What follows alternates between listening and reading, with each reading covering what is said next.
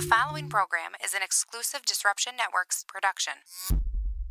So you just bought your dream home, and now it's time to move. Let's face it, nobody likes to move. All the packing, unpacking, lifting, upstairs, downstairs, and broking everything, including your back. Let the professionals at EJA Moving Company take all the stress and pain out of your move. Competitively priced moving, relocation services, office moves, and complete packing and unpacking services. They work with everybody to make it simple and easy for you to move and relocate. Call EJA Moving Company at 315-335-0516. When it's time to relocate, have EJA Moving do all the work for you. Hit them up online, ejamoving.com. Hey, Disruption Network. This is Mike Sacco, the general manager at NYE Volkswagen of Rome. If you don't know me by name, it's only because you have not received the best deal. There's only one reason to leave Utica, and that's to come see me in Rome and get the best deal on your next new, pre-owned, or certified VW. Mention that you heard this ad from Disruption Network and receive $250 off your next vehicle purchase. You'll know why our customers say,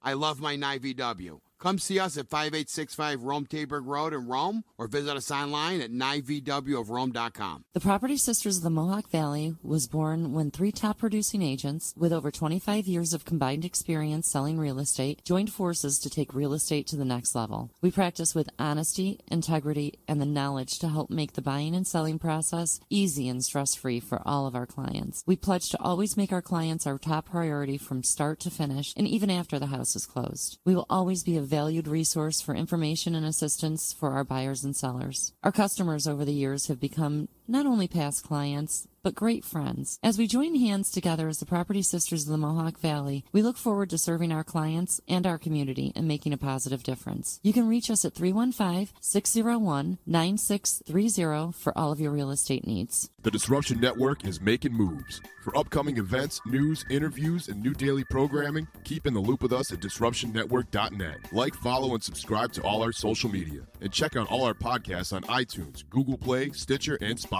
Get up on the D, DisruptionNetwork.net. All right, listen up, everybody. This is former Governor of California, Arnold Schwarzenegger. You're listening to the D-Line, only on Disruption Networks. That's the D. Do it now.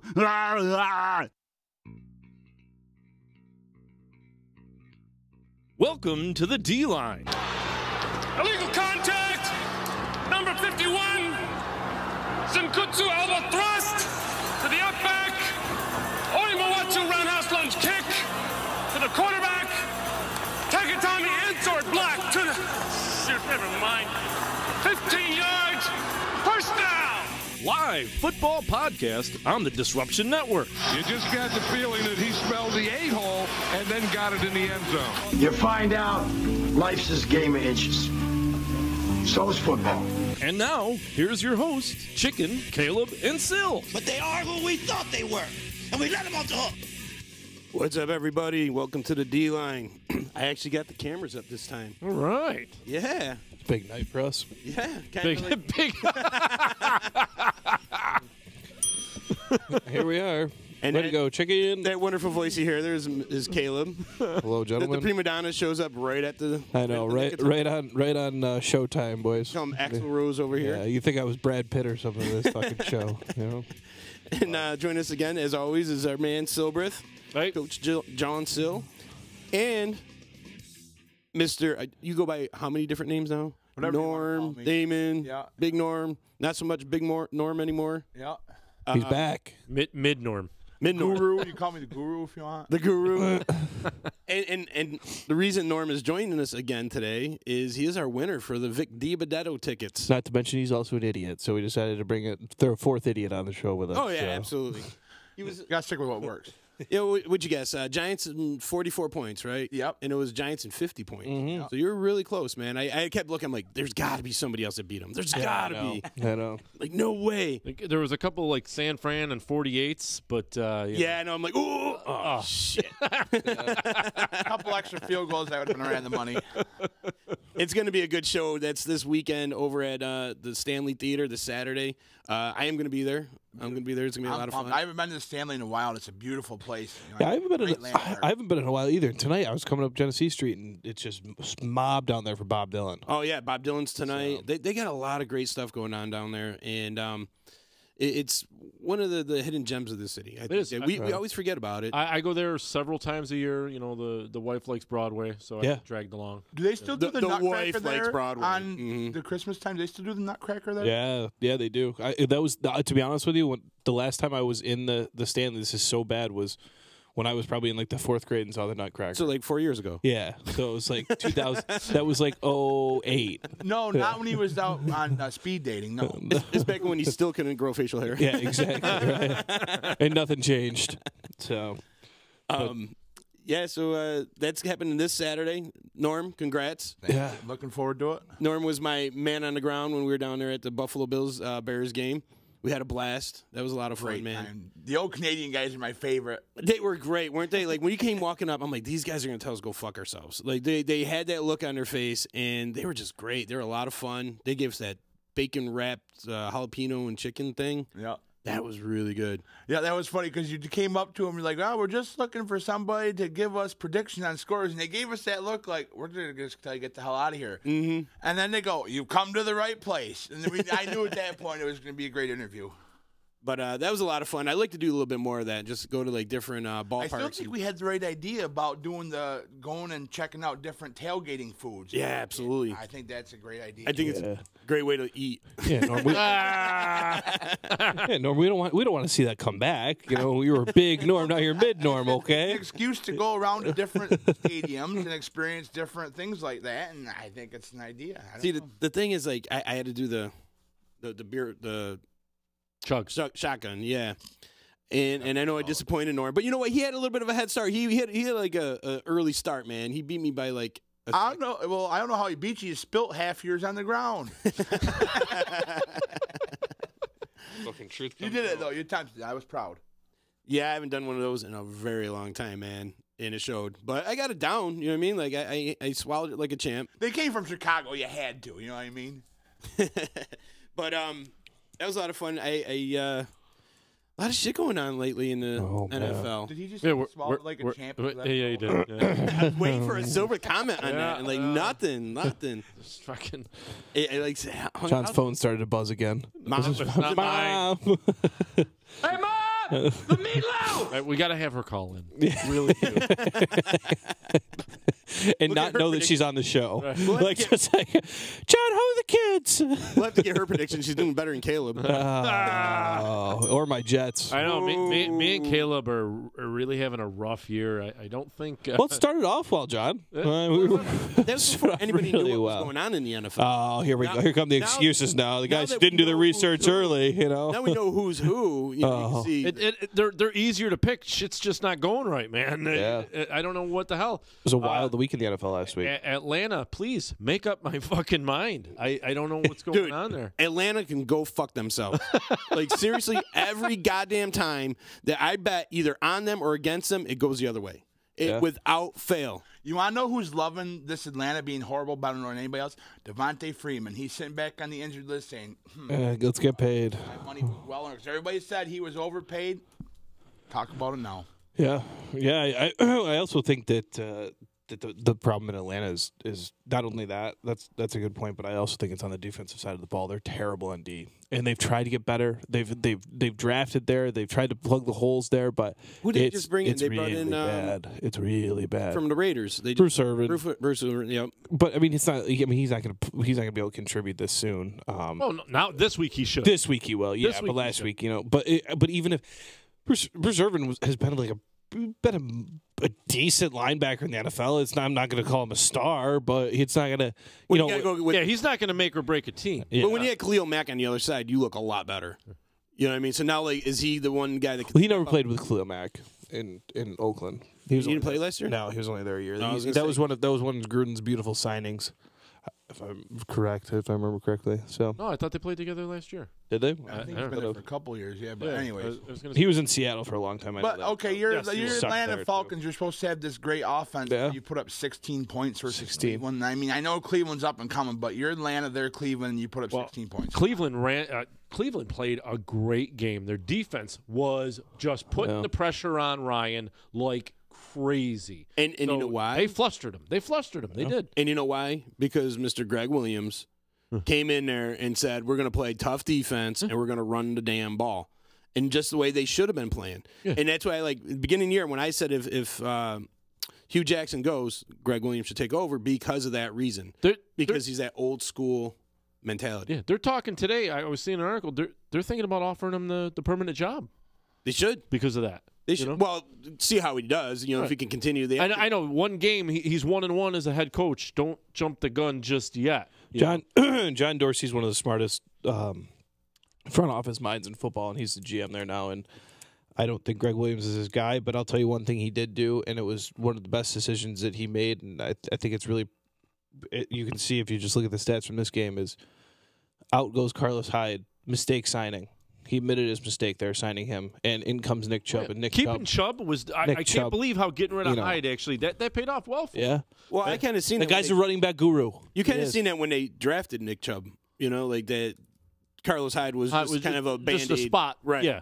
He was that guy to see how the draft pick comes along, and you got a veteran presence in there who has success in the league and can kind of mentor that young kid. But now you see the young kid is actually doing pretty good. Yeah, no need for him. And Nick Chubb was very good in college too. Not taking anything away from him, but he wasn't as renowned as a draft pick as some of these other guys that went.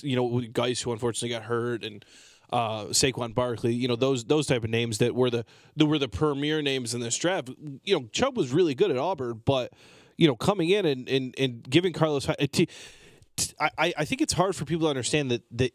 You have to realize that just this past offseason, this team gave Carlos Hyde, who has been a formidable running back in the NFL, gave him a 3-year contract for a decent chunk of change. I want to say it might have been around $21 million or something, so $7 million a year, which is obviously good money.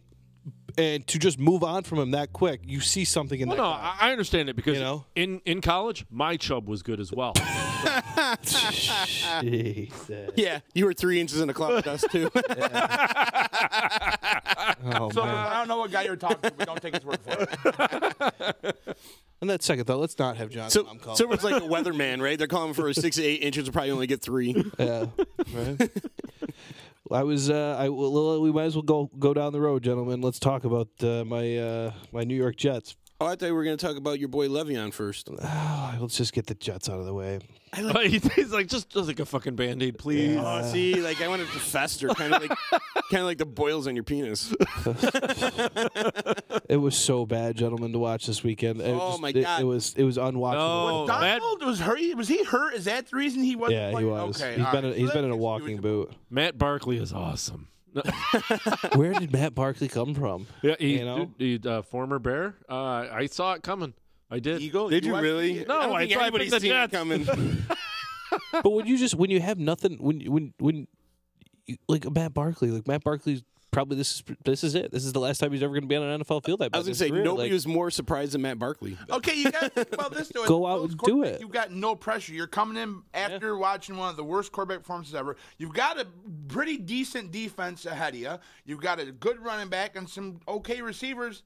Just don't fuck it up. Right. You'll be all right. And he didn't. He didn't fuck anything up. He didn't throw the ball away, and that's all he had to do. And the rest of it took care of itself. Yeah. Two touchdowns. You can't argue with what he did. Not a bit. McCoy was there to help. I think one big sign for Bills fans that was noticeable in this game was that Zay Jones actually does have a pulse.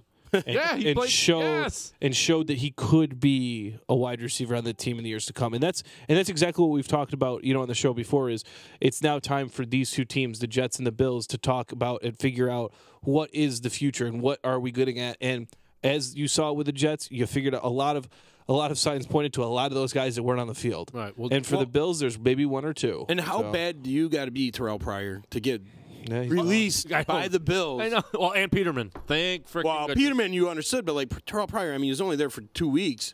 Yeah. Like, how fucking bad are you that you're getting released that quickly from a team that needs wide receivers like crazy? I mean, they need veteran wide receivers. Yep. Well, I also, I don't know if it necessarily is true that they need veteran wide receivers. I think they just need wide receivers. I think they need to see from guys. You know what you're going to get from Terrell Pryor. Terrell Pryor's not the future in Buffalo. No. So why waste? I didn't understand that signing from the start. I understand you're trying to bring in some leadership and stuff like that, but you're not looking for leadership now. Give Joe Blow from Utica College, the best wide receiver they got, a shot at this point. Actually, they re-signed. Check it out. It looks like they re-signed Deontay Thompson, former Bear. So he played well last year at the end of the year. You got him, help him get into the playoffs. A young wide receiver. Let's see what he's got again. You know, but Terrell Pryor, he's tall. He's tall. He is fast. I mean, Right. he doesn't got great hands, but he is a field stretcher. And I don't know an awful lot about Zay Jones being a field stretcher, but Calvin Benjamin's no field stretcher. Yeah. Guy can't get out of his own way. He should be a didn't have a stretcher. catch. He didn't- That's what he is. He didn't have a catch last week. He's a field Calvin stretcher. Benjamin. He didn't have a catch. You know, so move. You got to move on from these guys and That's been their biggest problem. They have no weapons around any of these quarterbacks, and then like they have to open like a carousel at quarterback right now, and that's your leadership role. Like Josh Allen could be coming back this week, and Matt Barkley could be heading back to the bench. Well, I it's say being on ride the hot hand. I mean, it's a bye week. Yeah. So Josh Allen could be coming back. No, I disagree because Matt Barkley's not your future. You went through and got that number 1 pick. Get him the learning reps. At this point in time in the league, you're getting learning. You know reps. you're not getting to the playoffs, Right. just like they did with Trubisky last year. You knew you weren't going to the playoffs. Get him some time in there. I also don't want him to the Wolves. I also don't want my star quarterback getting hurt. Oh, isn't this the guy that says you start him week 1 no matter what? Yeah, because that's week 1. It's also week. He'll be coming back. Yeah, week but you 12. need reps. He needs reps. Week 12, 3-8. Okay, so you say you don't play him this year, so now you start out next year with a quarterback. Who's I know. I'm not four saying. games I'm not under his saying. belt? I'm not saying not playing this year. I'm saying be very, very certain that he is fully ready to go when he comes back. Oh, okay, I understand. 100%. Like Yes, there's no point rushing him back. I'm not. I want to see a full week of practice, full participation in practice. I don't want to see any limited practice. I want to see this hand is good, the wrist is good. Then I'm putting him back like in. they did with RG3 in the playoffs. If there's even a shred of doubt that that the hand isn't right and that he's not right to play in full action, if I'm a Bills fan, I'm mortified if they put him in the game. Right, That's what I'm saying. Okay, well you didn't quite say it like that. Well, I just did. Thank you for the clarification. It is Josh Allen's job to lose. Yes. I like to play the hot hand, but it's only 1 game. It's not 2. So And at this point, you could bring Josh Allen back in. I don't think it's even a job to lose. I think it's his job to learn. Next year, it'll be his job. It's his job. lose. Period. But they should do like what the Bears did, what the Rams did. Is they you went out, you got this quarterback, you got the quarterback you want. Yeah. Now go get some talent around him. Sure. Go get some guys and I you know what, Ryan Pace, love you, brother. You went out there and you got him some guys. You got some guys that can fly. You got him some guys that can go over the middle. Trey Burton, love him. Right. Trey Burton's playing great. Now we're seeing Robinson really kind of taken into the effect. I don't know what they're doing with Kevin White, but what I'm saying, they went out and got some talent. Same thing with the Rams. The Rams went out and got some talent around Goff. And now you're seeing, the building starts. Exactly. The building starts. And that's what the Buffalo's got to do, but I don't know if they have the equity to do it. They have the draft equity to definitely do it. They have a lot of draft Well, picks. didn't they get rid of a lot of their draft picks to go after Allen? No, they stayed right. They stood pat with Allen because that was the thing. Allen was kind of like the third quarterback in this past draft, like the 2 that. Well, he was 1 or 2 or 2 or 3, I guess you would say. But once the pieces started up to the fall, list. I mean, they traded out a few spots. well, I don't know. See what their draft status is like. Who's that? The Bills, if you don't mind. So see how many draft picks they've got coming up this year. Because I know in that draft they were kind of like it's not settled for Allen, but they were like, you know what, Allen will work. Like that's our guy. They identified it like, okay, we're going with that. They had a chance at Rosen. It was either Rosen or Allen. I mean, Wyoming, he was a cold weather quarterback. That's something you have to look at when you're in Buffalo. Yeah. See, so now you've got time. You got the rest of the season. See who he gels with on your team. See what he's good at. See what he's not good at, and then build your offense and your offensive personnel next year around what you can learn. And get some O-line help. Yes. Get some O-line help. Well, it's always O-line help. But according to you, not a first rounder. I have a hard time with first rounders. I've been burned so many times in first round offensive line. It's just, to me, I would rather go out and get a couple guys that have been in the league a little while that have it down. They don't have that learning curve. And that sucks because I think the Bills got rid of a lot of those guys. Yes. Over the last few years. They did. They've lost a lot of those guys, and I think it's definitely affected them. So. Oh my God, trying to find this is like, son of a bitch. I just looked at. I was on a Bears chat line there, and they're talking about when they signed Cedric Benson, and I'm like, do you know who we passed on? Let's see. Aaron fucking Rodgers, we passed on that. Yes. To get Cedric Benson at number 4 when we already had 2 great backs. And who was our quarterback at that time? Rex fucking Grossman. He's pretty good. Yeah. Okay. And, Cedric Benson's out of the league. Aaron Rodgers is going to Hall of Fame. You know what I mean? Like, oh my God. They already have his bust made sitting in a closet. You know what I mean? And he's been kicking us in the dick for the past 10 years. They have 10 draft picks for next Yeah. And a couple, and they're pretty front loaded too. What's up with your Jets though, bro? I mean, losing to the Bills. The move to 7. Well, I'm sorry, pardon me. The move to 7 didn't cost the Bills any 2019 picks, and he also avoided trading in 2019. Yeah, so they didn't lose any picks in this upcoming draft. So they have their own 1, their own 2, their own 3. They have 2 4s, a 5, and a 6, and 2 7s. So, well, they don't have to draft quarterback, which I think they, again, stupid. You had a quarterback. You had a really good quarterback. That still bothers me. Yeah, it's like, get one more year out of him. Get Tyrod Taylor. Tyrod Taylor. Get one more year out of him. Go out there and spend it on somebody around him. You can still draft Josh Allen. You can still do that. They could have picked up, what's his name over at Atlanta, the wide receiver. Like, if you planned on moving on, at least fucking go into the Calvin Ridley. They could have picked up Calvin Ridley. Yeah, but you got to look at it as a GM point. If you know he's not your guy. How is he not your guy, though? Like he lost Buffalo. He's the one who brought him to the playoffs. Cleveland over. He brought him to the playoffs first time in 20 years. Yeah, but did you see the disdain from Bills fans after that? They hated that guy. They didn't like him. I don't know why. He lost the locker room. Now they love him. Now they want him back. Because all the shit quarterbacks they had. Baker Mayfield, how is he? You know what I mean? I don't think Tyrod Taylor's the guy. Well, he got a raw deal. If he was in any other situation besides backing up like the hottest #1 draft pick in the land, I mean, yeah, everybody wants Baker Mayfield to be great. You know, because Tyrod Taylor is still a great quarterback. He might not be leaguing, but the guy. He's good with the ball. His interception to touchdown ratio is really good. He was one of the top leaders in rushing for quarterbacks. I seen the guy put a team on his back with no talent around him. You had LaShawn McCoy, and that's it. I mean, they got no wide receivers, and I just felt like he got a raw deal. And I'd like to see him go to a team that actually builds a team around him. Like if you put him on, I'm sorry, but you put him instead of Blake Bortles. You put him instead of Eli. You put him in Arizona. Well, you got better. Rex Grossman instead of Eli. Yeah, Eli looked pretty good Monday night against the Niners. Sure. Yeah, against the Niners, and I knew that Niners have had a pretty good defense all year. But he's always good for 1 or 2 games. So there's that one good game scratched the last 4 shit games that he's had. No, you know, like I think Eli's done. I think like he is done. I think he be a great backup quarterback. No, he's done. But his name, he won't be a backup. No. Can he go to another team and help him? No, I don't think so. I think we learned that when he switched old coordinators, he couldn't adapt real well to a whole new system. Oh, what? I was blown away by the Patriots this past week. Put up I'd like 10. to see Tom Brady retire and Eli go to the Patriots for 2 seasons just to piss everybody in New York off. Oh, Man. My man. favorite thing in the world. The 10 points against the Tennessee defense, and this is and John, we can't stop beating this horse. You and I, it's something you and I always talk about is what team is going to show up in Tennessee. You never know what team is going to show up in Tennessee. What Tennessee? It's fucking insane. Last year, yeah, they're going to lose some games. I don't think they're as bipolar as you say they are. Look at the points they put up. I think it's about the points they put up. They'll put up 50 one week, and then they'll put up 6 the next week. I don't they'll necessarily put up 30. think They'll put up they're 12. bipolar. I think they're a team learning how to become themselves. Like they got a new coach. They didn't really have much of an identity even last year. You know, they were the run first team with the was it DeMarco Murray and Derrick Henry. 2 big backs who were almost the same exact style runner. So now you bring in who they got there?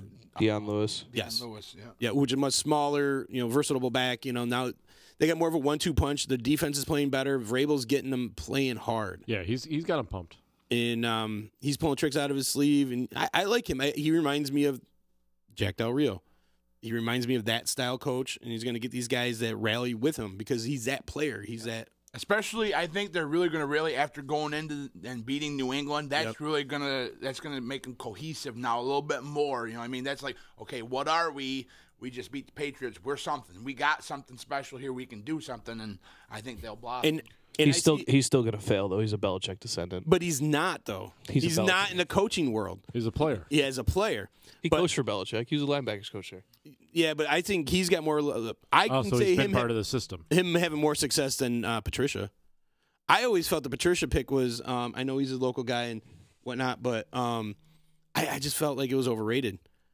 I just felt that like if you're on the team where the coordinator is the team's gone to the Super Bowl a decent amount of time when you've been there, you're going to get a job. It doesn't matter who you are. But you're going to get that job. Everybody knows Belichick has the final say. I mean, when you watch that 96 Browns and you're talking to I don't know if Belichick has the final say because Josh McDaniels is still there. Yeah, because he does what Belichick tells him to. And he failed in Denver. Horrible. His offense. I mean, horribly. But not his fault, though. That was the whole Tebow debacle, and he got screwed on that. That was the old Cutler debacle. Yeah, it was the Cutler's like, fuck this, I'm out of here because this guy sucks. No, John Fox was the coach with fucking Tebow. No. Yeah. Yeah. John Fox. That's why I liked John Fox, because he used Tebow smartly. You know, he ran plays that only Tebow could run. He didn't. Well, now we're finding out that's John Fox's MO, just like run boring offenses and be wicked vanilla. Right. Run boring offenses. That's what he does. Boring run right, boring run left. You know, like pass third down. Yes. Watching like Matt Nagy and some of these other like young coaches in what's his name over in Philly. A lot of these guys, they open it up and they're doing like a lot of real imaginative stuff, and it made me think, what if Devin Hester got to play for like a Matt Nagy style offense? You know, like wow, like because like I always felt that he was underutilized. I always felt like when they use him on offense, just go straight, and he's not that type of player.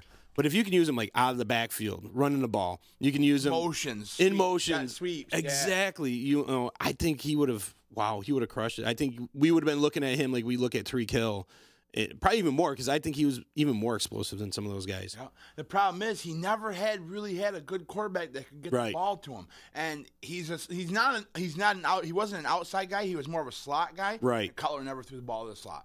Well, you notice Cutler never threw the ball to the slot guy. He always wanted to go downfield. Right. Well, when Cutler kind of like Eli Manning, when they have those big, tall wide receivers,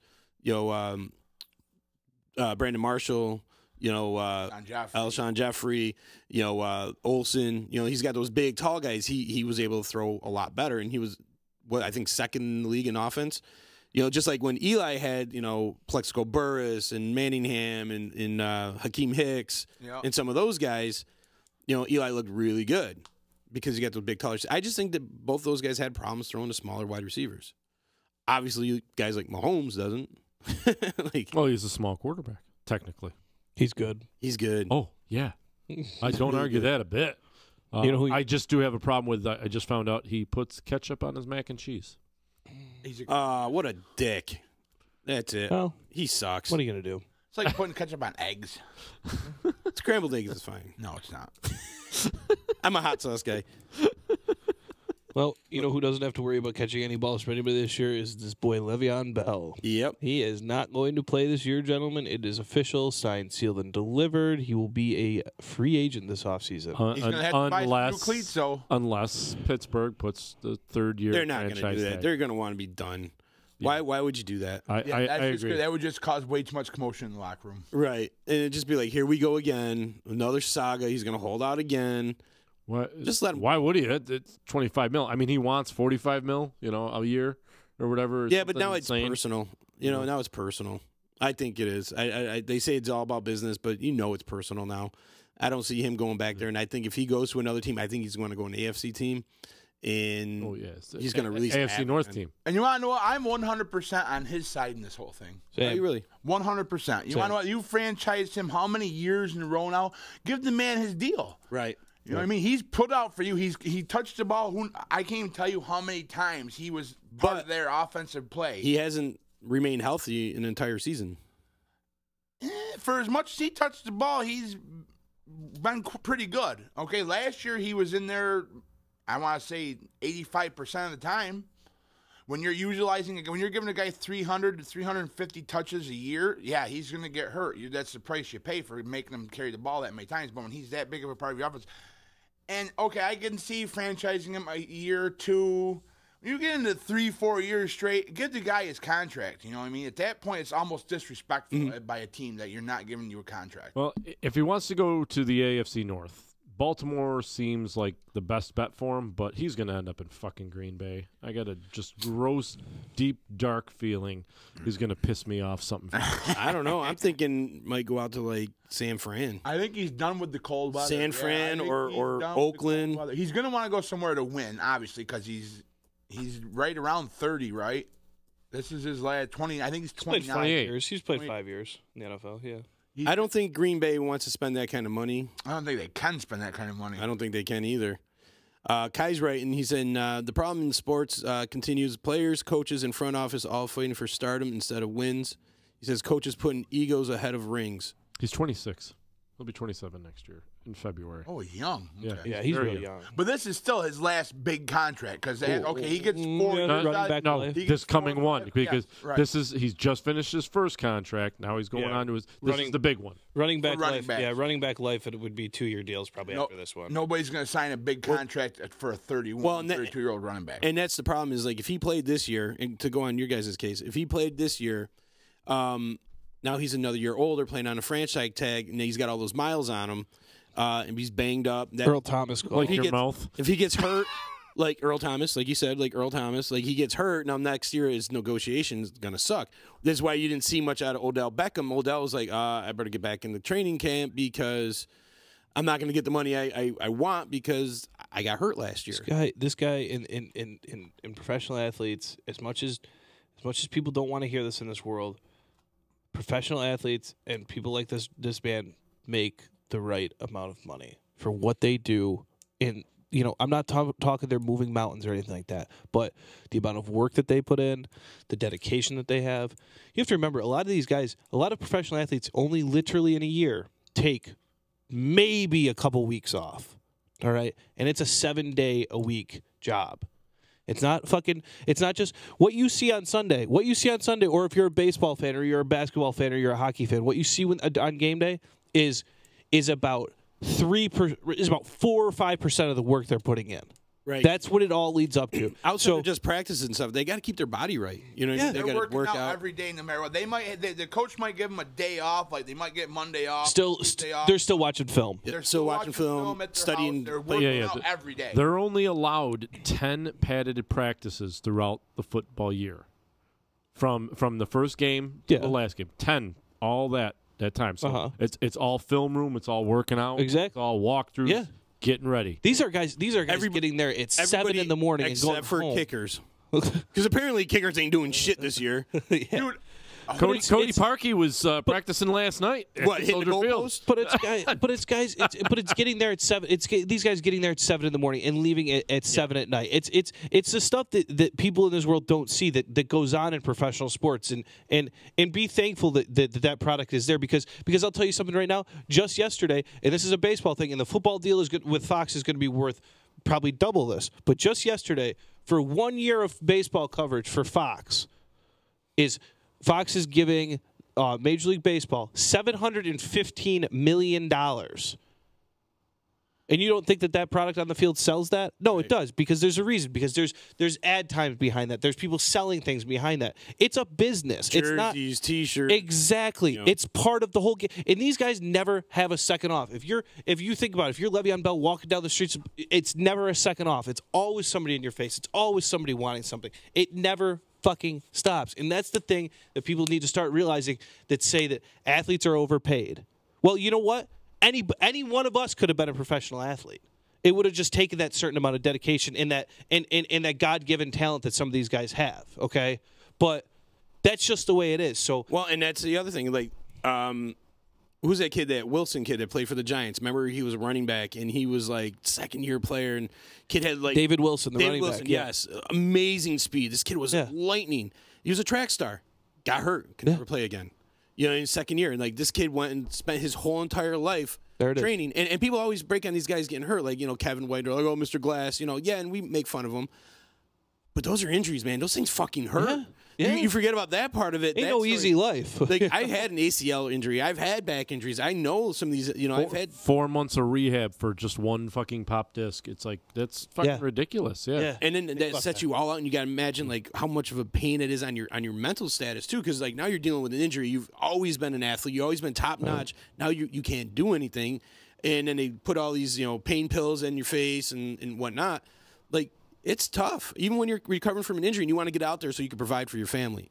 So I'm with you on this. I feel like we squabble because we work every day and make $50,000, exactly, $20,000 a year, whatever it may be, and just to get by. But then we go sit on our couch eating potato chips and watch these fine-tuned athletes. And thank God, fuck yeah, I do. And fucking thank God for it. And that's the one thing I always it just irks me so bad to hear people complain about professional athletes and even let's take actors and movie stars and people, people in that light too. Hey, they're doing a job. Like, they're doing their job. Tell an athlete, tell David Wilson that he could never do his profession ever again. Right. Zach Miller. Miller, yeah, last year. You guys lucky to walk. Right, he almost lost his might leg. be coming back. Really? I hope so. Yeah. I hope.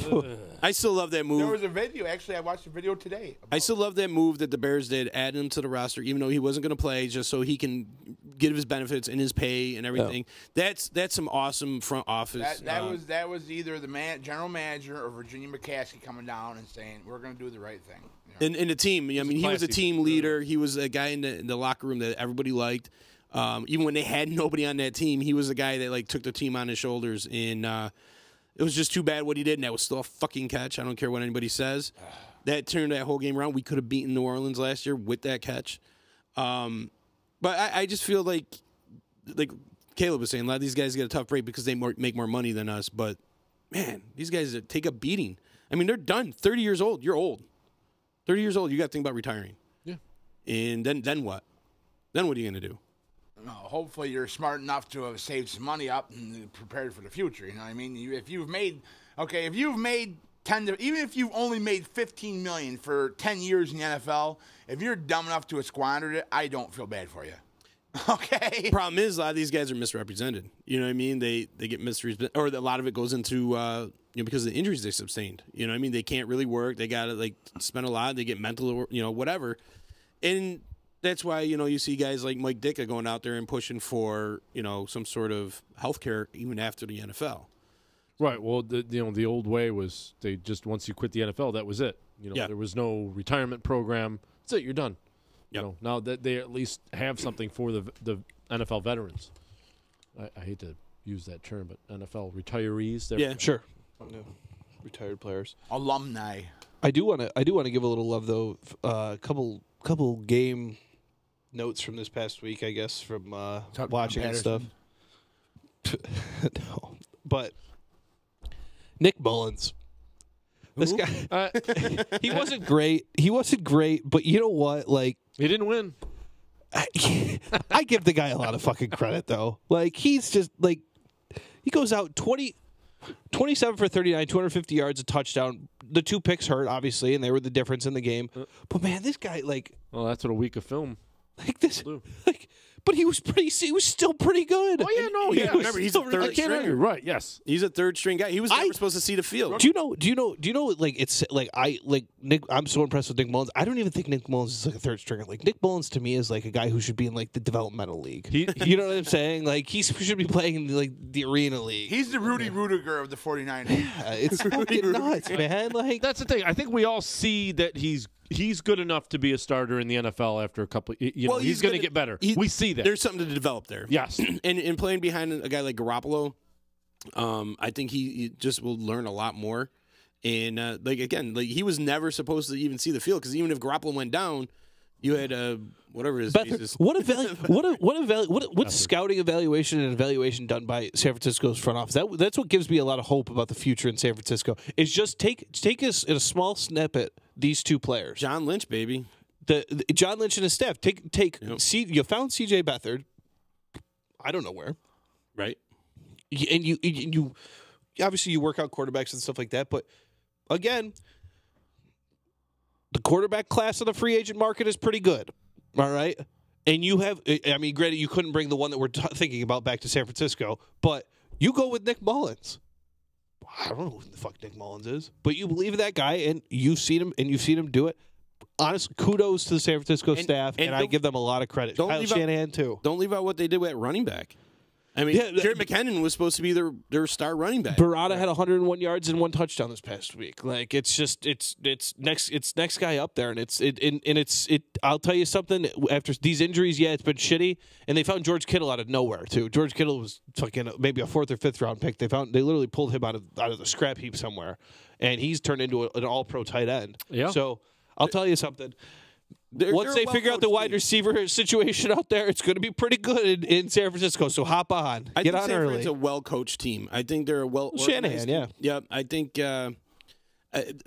once John Lynch went there, and I was like, this team's going to take on a different identity. They're going to have that that hard-hitting, play for this guy type of mentality, and he's going to do what's right for that team because he's a smart guy, and he was one of the best safeties. He should be in the Hall of Fame. I think.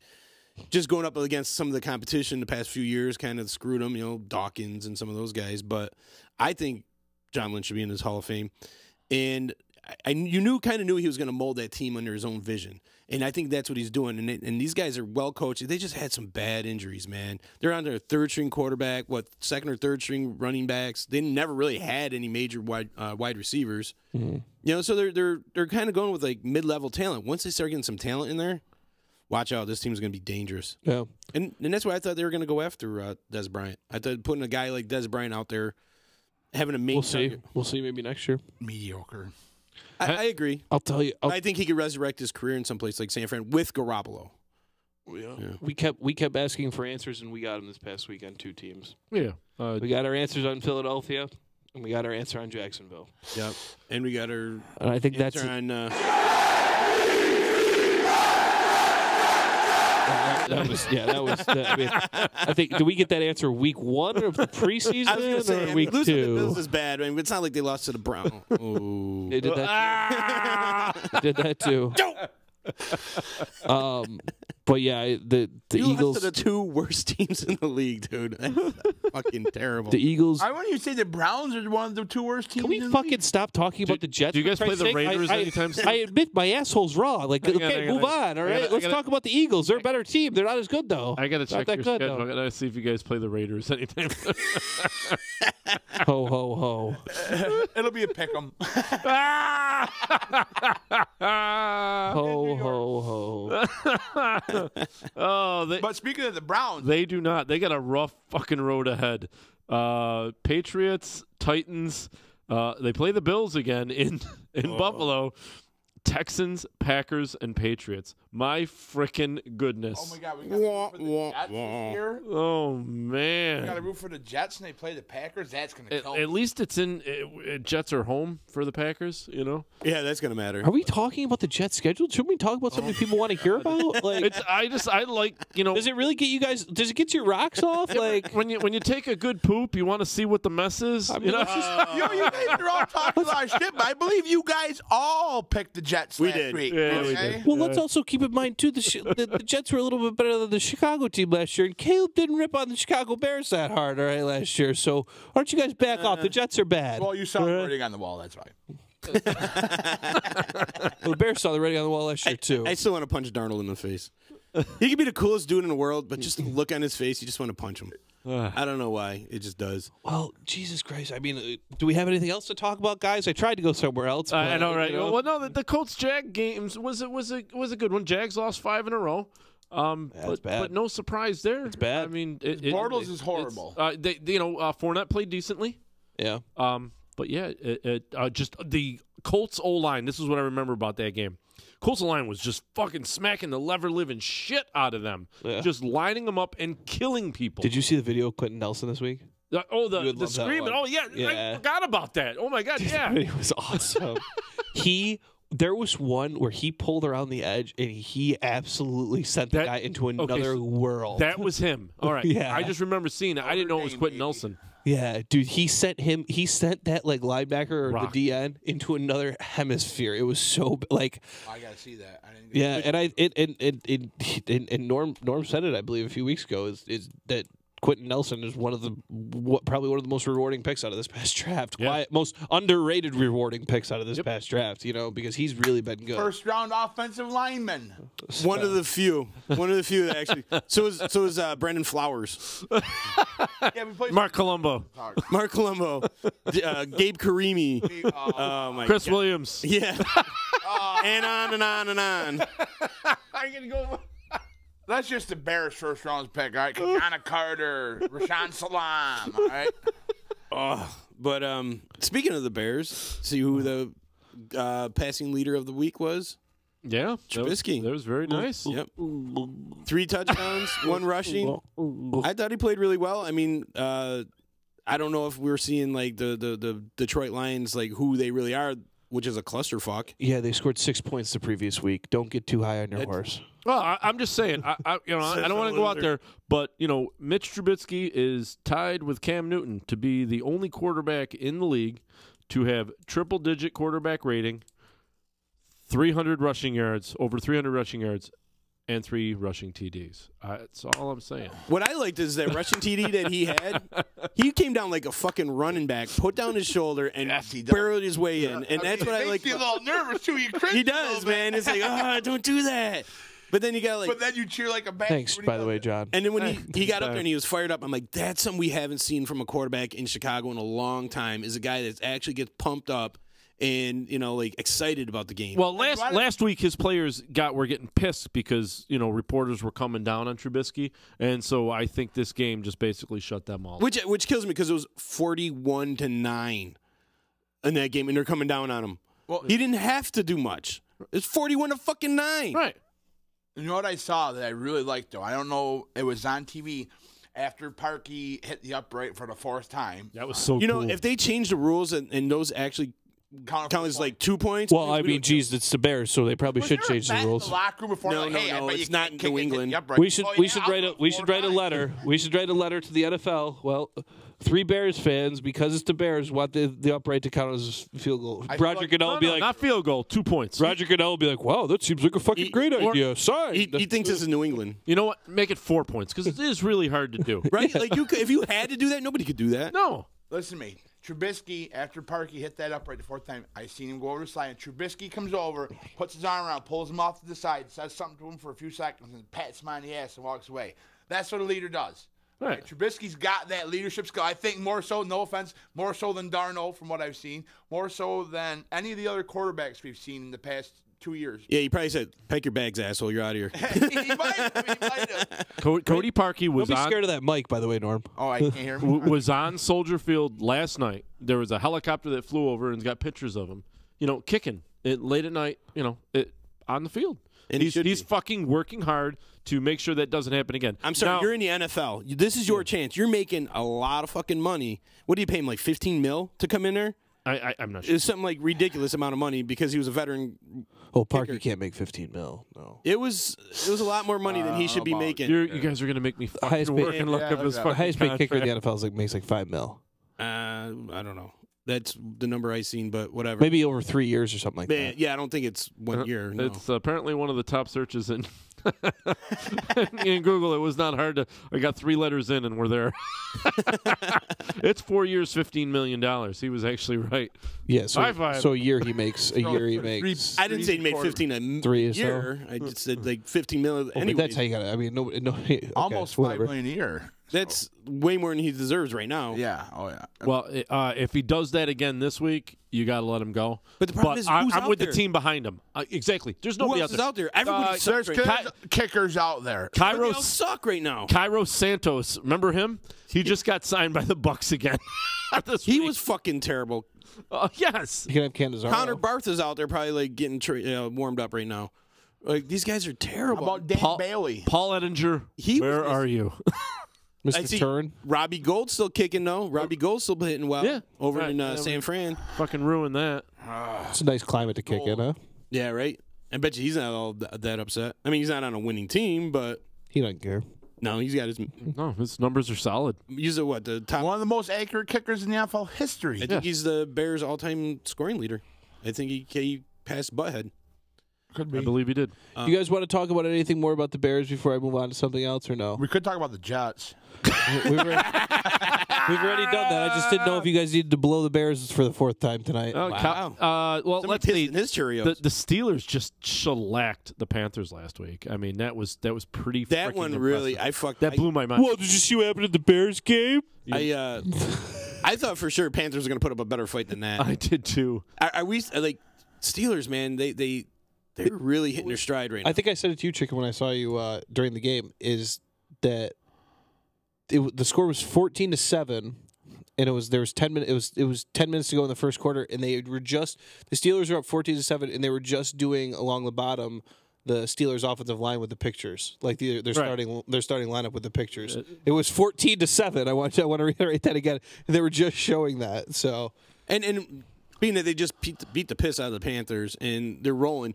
Why would you? But want to PNC sign Bell? Field's a tough place to play too. Nobody likes going into Pittsburgh to play. It's a tough place to play. But that's still no excuse for losing 50 whatever. That was uncharacteristic of the Panthers. Yeah, but you know what? Panthers are another one of those teams that like bipolar. They look really good. They look like wow, this is a strong team, and then they just flop to a team that you think they would beat. Not that they no. The Steelers are a team. Steelers are a good team. If you're gonna poo-poo, the Steelers are a team you poo-poo to. Yeah, I guess. But you don't do. Oh, we're playing the Arizona this week. You don't know. The Panthers would destroy Arizona. You don't poo-poo to the Bills or something like that. But right. Those mid-level, halfway decent teams that you think they would roll over. Hang on. Just say it. Will you just? The Jets kind of poo-pooed to the Bills. Wow. I don't know if anyone out there realizes it, but the Jets lost this past week to the Buffalo Bills, 41-10. Hot launch. It wasn't pretty. The Jets lost. Again, I want to say that the Jets, my favorite team, past week. They did not just lose. They lost. The Bills. To the Bills. Okay, the Buffalo Bills. Which two other teams have done this year. But not with Matt Barkley. But anyway, back to the Steelers. Man. Back to the Steelers. Oh, Erica's joining in. Hey, Erica. Now, Erica, you want to talk about the Bears too, or what? She's a Bengals fan. She's a Bengals fan. Oh boy! How did they do this week? Oh, it was ugly. That was a very ugly game. It was like 52 to. Oh yeah. No answer. I think they might have hit them so hard that they're going to come in with just orange helmets because the stripes got left on the field. Tyrell Austin's out. They're DC. So. And you see, they just signed Hugh Jackson over at. Yeah, they brought him in as a special assistant because they play the Browns in 2 weeks. And the Bengals, I don't know if that's talk about two guys that I don't know how they keep getting coaching jobs. Well, Marvin Lewis never left his, which I don't understand how he keeps his job. Hi, Eric. He's got dirt on the owner. You had to know. It was coming as soon as you logged in, Erica. You had to know. That's okay. The Patriots lost big time too, but which is her brother's favorite team. Yeah. But I see this New Orleans team really catching their stride, man. They're looking really strong. They look like one of the best teams in the league, which they were my pick to go to the Super Bowl. They are my pick to go to the Super Bowl. And in case anybody forgot. Yes, I have to remind people because last year they forgot when I picked Philadelphia. And but who do you got that could beat the Saints right now? Besides, Rams. I'll give you the Rams. Rams. Bears can give them money. Bears can score. I think the Bears can score with anybody. Kansas City. That would be a Super Bowl. Right. But to prevent the Patriots. I don't see anybody in the South, really. I mean. The Patriots. Well, that's AFC. But we're talking to get into the Super Bowl. Who can beat the Saints? To get to the Super Bowl? Oh, well, the NFC sucks ass. Rams. So. I don't know. You got Rams, Bears. Rams, Bears, Vikings got a hope. Yeah, right. Not with Kirk Cousins at quarterback. Don't worry. He probably won't be quarterback after this week.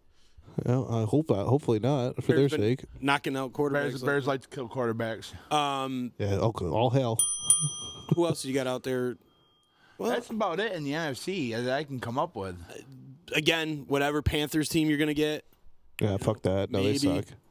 Only because they're divisional, they might have their number. If the Falcons can somehow magically get in, I can see the Falcons pulling that upset. Only because, like I said, divisional and they've got that history. You know what I was going to say? They've got to get their head out of their ass. You know what I was going to say the same thing about too, and it's another team that would have to get their head out of their ass real quick, but they're still in it. Is the Eagles? The Eagles? Yeah. If they get there, they're going to be there. Well, if they get there, they're going to be deadly. So they'd have to take out the Redskins. Redskins are owning that division right now. Are the Eagles capable of getting his shit together and come back? That's what I'm saying. Eagles got a tough game this week in down in New Orleans. And you just lost to Dallas at home in Philly. Yeah. This Redskins team isn't getting a lot of love, and but man, they're tough. Adrian Peterson says he's more healthy now than he's been in the last 3 years. You know, back in September, we had one of our NFL experts here make a prediction about the Philadelphia Eagles. Was it what was our show back on September 6th? September 6th. September 6th. This exact quote was stated on our show. Which one? About the Eagles. What is the quote? It's says here, due to injuries and erratic weather patterns, the Eagles will finish a dismal 7-9. It's really fucking close. Kate Robot's right on the nose. Yeah, he's gonna be right, man. It's so sad. But we got to make some kind of headline for that, be it having predicted it on September 6th, 2018. Sounds great, John. All right, before we get to picks, there's one more thing I want to touch on before we talk about picks. Well, that's given. I'm very, very happy because you guys know my fucking disdain for any time that a game is taken out of the continental United States. I even fucking hate the Pro Bowl being in Hawaii. What about it going to London? But I fuck that. I love 9 a.m. football. But that Erica, he hates the games going to London. But I was very, very happy to see that they are moving the Mexico City game back to the United States of America. Well, that field was shitty. Yeah, the field was shitty, and guys were like, threatening to sit out the game. Yeah, because it's almost a guaranteed injury. Sure. But they had no play. But here's a marquee game. This is probably one of the biggest games in the season right now. The two hottest teams, the two teams that are the most exciting teams to watch right now, the Rams and the Chiefs. Why the fuck are you going to play that overseas? And we're also not overseas, but sure, Mexico. Yeah, not in their fan base. Well, over border. You obviously knew KC was going to be good. You just didn't know how Mahomes was going to be, and were the Rams going to repeat from last year? Yeah, it's tough for teams to repeat their same record, and especially now what Rams are. It's the LA play too, with the LA being close to Mexico City. It's your first year as being the Los Angeles Rams. You're going to take the best game of the season, primetime Monday night game, and move it. Well, that was the culture. Them being close to the culture. You don't exactly see that going to be the headlining matchup. Yeah. But I feel the NFL did the right thing. That field was crappy. You got Mahomes the Shakira Stadium concert ruined that, I guess. So yeah, I will also say too that and I know this is an unforeseen circumstance, but it's cool the stories you're starting to hear come out of this game this week is with the fires in California and the devastation that's happened in California.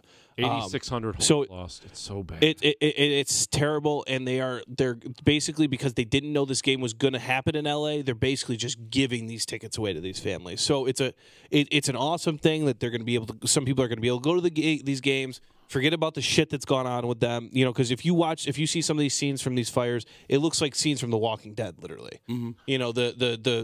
The cars moved all over the place and stuff like that. So it's cool that they'll be able to have this game. And you know what? Like I said, it's not so much about the ticket sale, I think, at this point, but a lot of these families are going to be able to go to this game, and it's just a cool event. That's for cool. that. And I've seen Oakland's doing the same thing, mostly because nobody wants to go. Yeah. One thing I want to mention is I was watching the Rams game, and the fires are going on, and they said that Sean McVay gave all of his players and personnel Friday off to go out and make sure their families are safe, and then they turned around and went and volunteered and did whatever they could do for everything. Yeah, then what coach gives your guys a Friday off when you're going in playing the Saints? You know what I mean? Right. Yeah. Which it's funny that they're going to play the Saints, and that's something that I would see Sean Payton doing.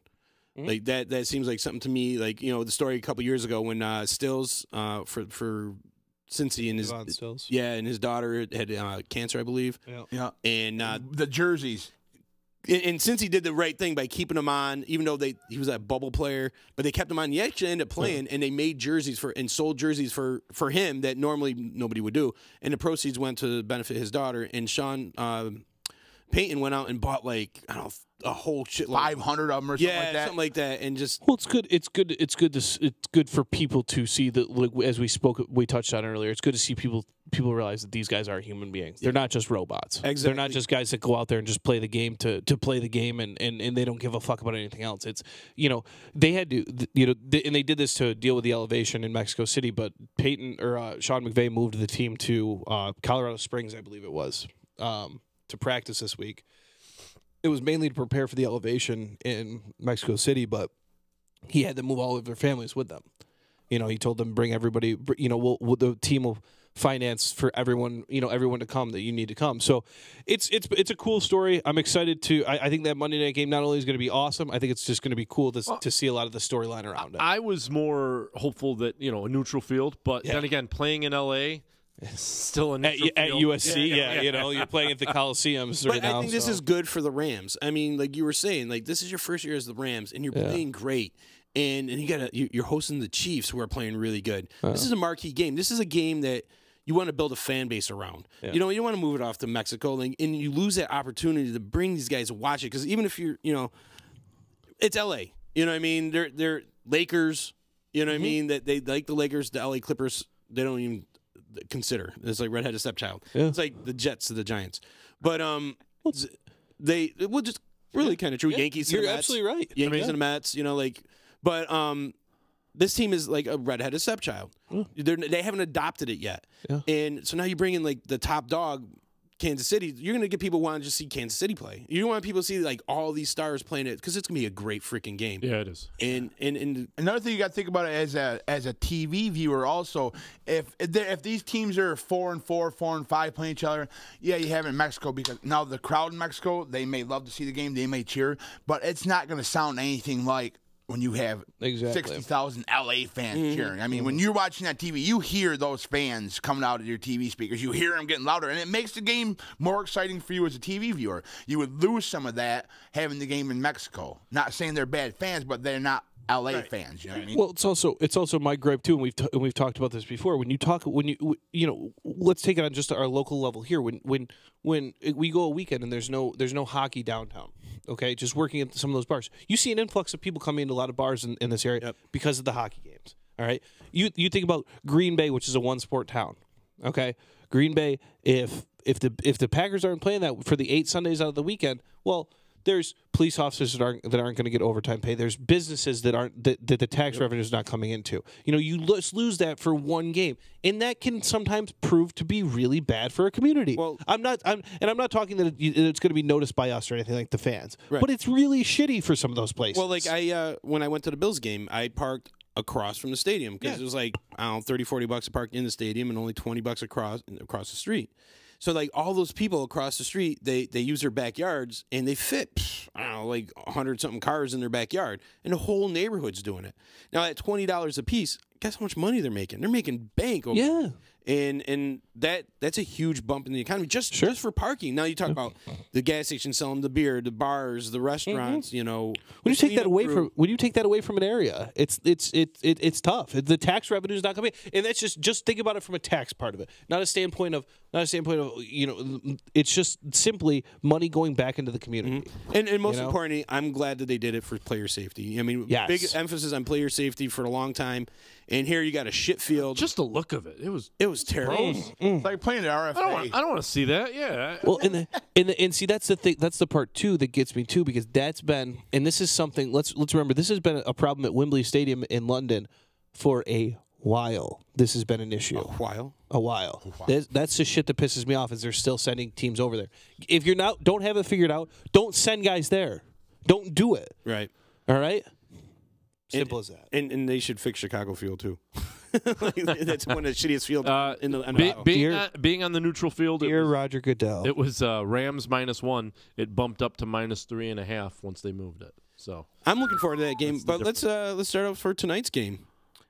Good one tonight in Seattle. Green Bay goes to Seattle as 3-point underdog. This is one of those games that like Aaron Rodgers and in the elite Russell Wilson. Yeah, Russell Wilson. that stout Seattle run game. Did you think about? I like it. Do you think about?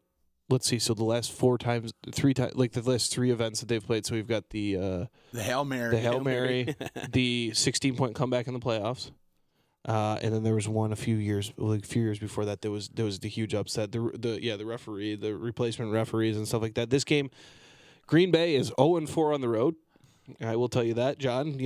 I'm starting to convince you here. Okay. Oh no, I already knew who I was picking. I already got my pick. I think both these teams are kind of along the same paths where they were great. Now they only have their quarterbacks to save them, and they could beat some teams. They're susceptible to loss. I'm actually Seattle's a tough fucking team. I'm going to say Seattle's a little tougher than Green Bay. Yes. Aaron Jones has been running pretty good. He has been good. Aaron Jones has been pretty good. And a lot of guys with Green Bay aren't going to travel. I know Randall Cobb definitely is not traveling. I know a couple of their key defensive pieces aren't traveling either. So this could be a tough one. I also think this could be a good game. I agree. I think this is going to be it'd be a really good game. Green Bay's won the last 3 they've played. Yeah, Green Bay 4-0-1 at home, 0-4-0 on the road. So they've not played well on the road, but again with these two teams, you never know. Last 3 that I can see. When I first looked at it, I'm like Green Bay. I'm thinking Green Bay's going to win this game. And then I've been watching like Seattle the past few weeks. I mean, they held tough with LA, a couple times. They beat first in the league in Russia. Did they blow their wad last week though against the Rams? Know, Is but this going to be a kind of a letdown? Yeah. Green Bay looks susceptible to a lot of people too. I mean, they tied Minnesota. They should have not beaten the Bears. They should have. I mean, they squeaked by other teams. They lost to teams that I thought they could have beaten. Normally when you see Green Bay, they're usually a powerhouse, and they're not quite the powerhouse they used to be. Right. Same thing with Seattle. So Green Bay's a half a game ahead of Seattle. I mean, seriously, it's 4-4-1 versus 4-5. It's like they're the same team. This is going to come. I'm going Seahawks. I'm going Seahawks as well. I'm going Seahawks. I think they're a lot tougher. I don't care what the better running game. Yeah, I think still a better defense. Statistically, they're offensively and defensively, the Seahawks are worse than the Packers. But I don't care. I also read that Green Bay's missing half their secondary. Awesome. Yep, I'm good with that. I am. Too. I'm picking Seattle. Tyler Lockett's been pretty good too. It's going to pay me to do this, but I'm going to go Seattle. Keeping Aaron Rodgers off the field with the run game. That'll be huge. Thank you. I mean, obviously, I hate the Packers. It's tough to ever pick against Aaron Rodgers because of anybody in the NFL, that man single-handedly can win you a football game. Yes, and so can I don't argue it. No, Russell can't. No. Oh, here we go. Here we go. Yeah, I'm going to take Seattle. So we got all Seattles, huh? You just couldn't do the Green Bay, could you? No. Big game for the big game coming up here next at 1:00 on Sunday. Carolina goes to Detroit for a big game for both teams. I think Detroit might be with its 1 foot out the door. Yeah, I think they're a mess right now. And I think the door might be opening on Carolina. Yeah. Carolina's ready for some revenge, and they don't care who's in their way. Yeah. Detroit, they're going in 4.5-point favorites. I think McCaffrey's a big game right here. So to go into being the away team, 4.5-point favorite, yeah. Carolina wins this game. I don't understand what Detroit did. Like we talked about it before, letting Golden Tate go. Yep. And then I get it. And then signing Snacks. I understand signing Snacks, Harrison, because you need that nice run stopper. But then you take your possession guy, that heart of that receiving core, and now they just don't know what they're doing. They just look like a mess. And their offensive line looks like shit. What, did you get sacked like 19 times in the past 2 games? Yeah, pretty much. And Carolina's going to eat them up. I think we're heading toward a similar situation in Detroit with a full teardown and rebuild. Yeah, I didn't think it was necessary at first, but now it's like, yeah, you have to. I think it's gonna be Patricia wanting his guys and bringing his guys in and kind of going about this with the Belichick way. So basically maybe a 4 to 5 win season this year and another 3-win season next year. Yeah. So two rebuilding years. Which I don't think they're that far off to But rebuild. it's tough. We didn't think they were. They were. It's tough to do that with Stafford, this is though, the Buffalo way of doing things, you know. You create a reason to rebuild. Yeah. Like, I thought they were close. Unless they have, I mean, I know the Jets will be going in the offseason with the most money, salary cap wise. I don't know where Detroit is. They could be up there. I would almost bet that they're up there because they don't have a lot of money. I did the funny comment this week. I don't know if you guys saw this. Was out of training camp. The Lions cut Eric Ebron, the tight end. Yeah, I always loved Eric Ebron, even back when he was in college. And Indy, right? they asked Patricia this week, well, what do you think about cutting Eric Ebron? And he goes, I didn't even know Eric Ebron was playing for somebody.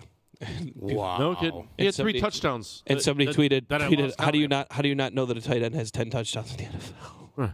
Yeah. So it's interesting, and that's again that goes back to that New England style that didn't work for a lot of other NFL coaches. It's what I like to call reinventing the wheel. Yeah, I think Romeo Crennel. I mean, Matt Patricia and taking players that it's that kind of Moneyball aspect of taking players that might not have value. Well, there's a reason why some players don't have value, and there's a reason why Bill Belichick has been able to find some value in them, and it's because TB12, all right, that can make value for players. So don't read too far into that.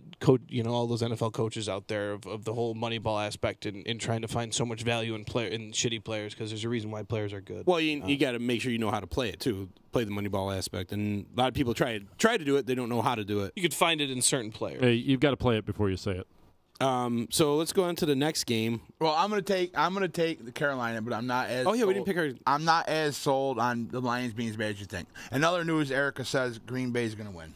Just want to let you guys know. Apparently, Eric has been drinking already. Isn't it like 1 o'clock in the morning in London? Yeah, it's pretty late for her. Been into grandma's sauce, have you? So, is everyone going Carolina on this? Yes, please. And Norm, you're wrong. They're a dumpster fire. Atlanta Falcons and the Cowboys. And can I just say, I fucking hate Atlanta. These assholes, every goddamn time. If I pick them, they lose. If I pick against them, they win. Right. And so this week I'm picking against them just because I don't like the Cowboys. I know, right? I'm kind of tempted to do that, kind of like reverse psychology, kind of like, I mean, it is in Atlanta. Atlanta's won 2 out of the last, actually the last 2 games they've played, and pretty not too bad. The worst win was by 11 points. The only defensively though, Atlanta's 30th. I was going to say the only way Atlanta wins this game is if they dared, the Cowboys get in a shootout with them. Which they can't do. Which they can't do if the Cowboys keep the ball on the ground with Ezekiel Elliott, which we see that the Atlanta Falcons' run defense is absolutely horrible. Terrible. I mean, did Nick Chubb get the longest run ever in Cleveland Brown history? Yeah. Yes. Was it 92 yards? Yep.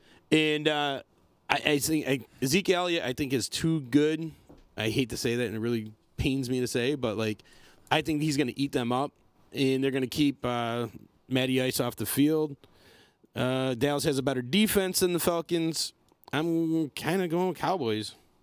I know, I kind of want to throw up in my mouth after saying that, but I don't think, unless Atlanta can get them in a shootout, it's the only way they're going to win.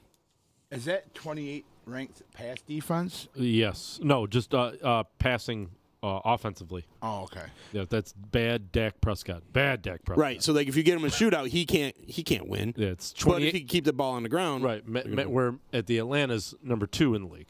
Passing. Right. Well, I mean, I think it showed last week what Dallas tries to do on defense is they. This is such an obvious statement because it's what defense is, but you try to force the mistake of the quarterback, and I don't think Matt Ryan is really that guy.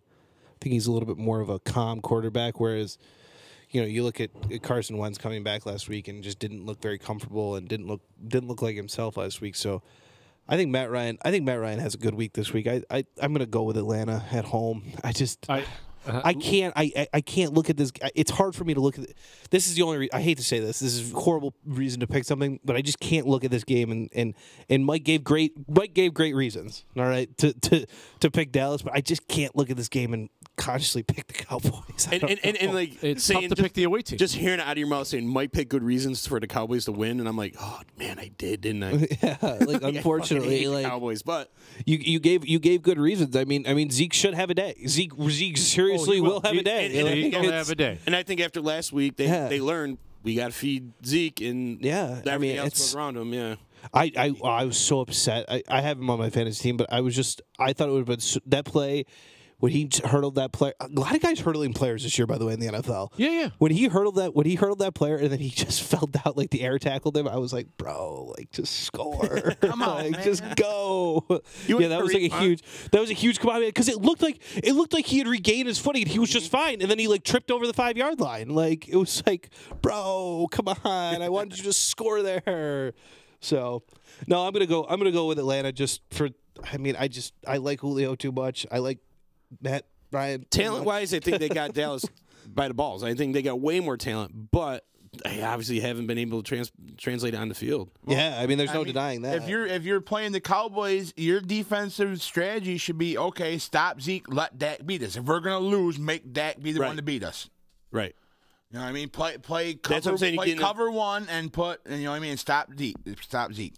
That's got to be, but they couldn't stop Nick Chubb. I think Atlanta fixes their offensive line problems from last week, and Dallas isn't as good as a defense as Cleveland. I feel Dallas, Cleveland's rank-wise, there's number 7. They're a little older. They're not as young and as fast as Cleveland.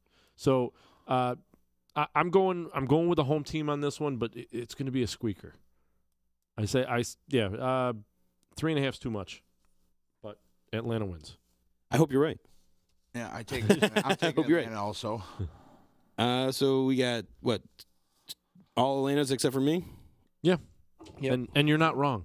Yeah. Alrighty. Let's see. Cincinnati, after getting ass pumped by New Orleans last week, goes to Baltimore. They just with no lube either, man. It was so gross. The only saving grace is like Tyler Boyd looks good. Fat pieces on the field. Now, interesting story out of this game that I wanted to touch on is today only one Ravens quarterback practiced, and that was young RG3, Robert Griffin III. A lot of people thought that maybe this would be the time that maybe Lamar Jackson would go under center and people would see the future in Baltimore, but it ain't going to happen. I think RG3 is the right choice. If Flacco's not going, you play RG3. Yeah. You know what? Who's been getting second string reps the whole season, though? That's what you got to look at. Who's been getting the second string reps? Was it RG3? I don't know. But also, I think it has been RG3. I would like to see RG3 get out there. And as a fan of football, I like to see what he's got left in the tank. He was very good in the fall. And let him. He reminds me of a Tyrod Taylor style quarterback, but he kept getting injured. You know what I mean? And I think that affected his play.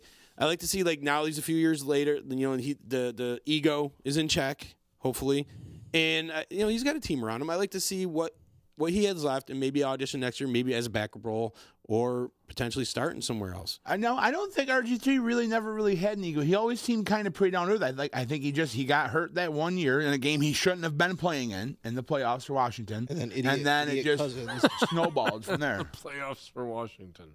Isn't that kind of strange to say that? Yes. And then that idiot Cousins had a couple good games, and there goes RG3. I think Cousins owes him money or something. I don't know. Yeah, true. Kirk Cousins sucks. How Cincinnati's 5-4? I have no idea with the stats that they started out hot. They were 5-1 or 5-2, I think, and I think they've lost 3-4 in a row now. It's just and being a divisional game, I think I'd want a quarterback that has played in the league for a little while. Like a veteran quarterback that you can hand the keys over and it's not going to completely fall apart. Has Flacco been ruled out for the game or no? No, not yet. It's looking, but he hasn't practiced more all week. That he will. And the other thing to remember too, I think with this is Lamar Jackson's dressed quite a few times this year. He's been on the field.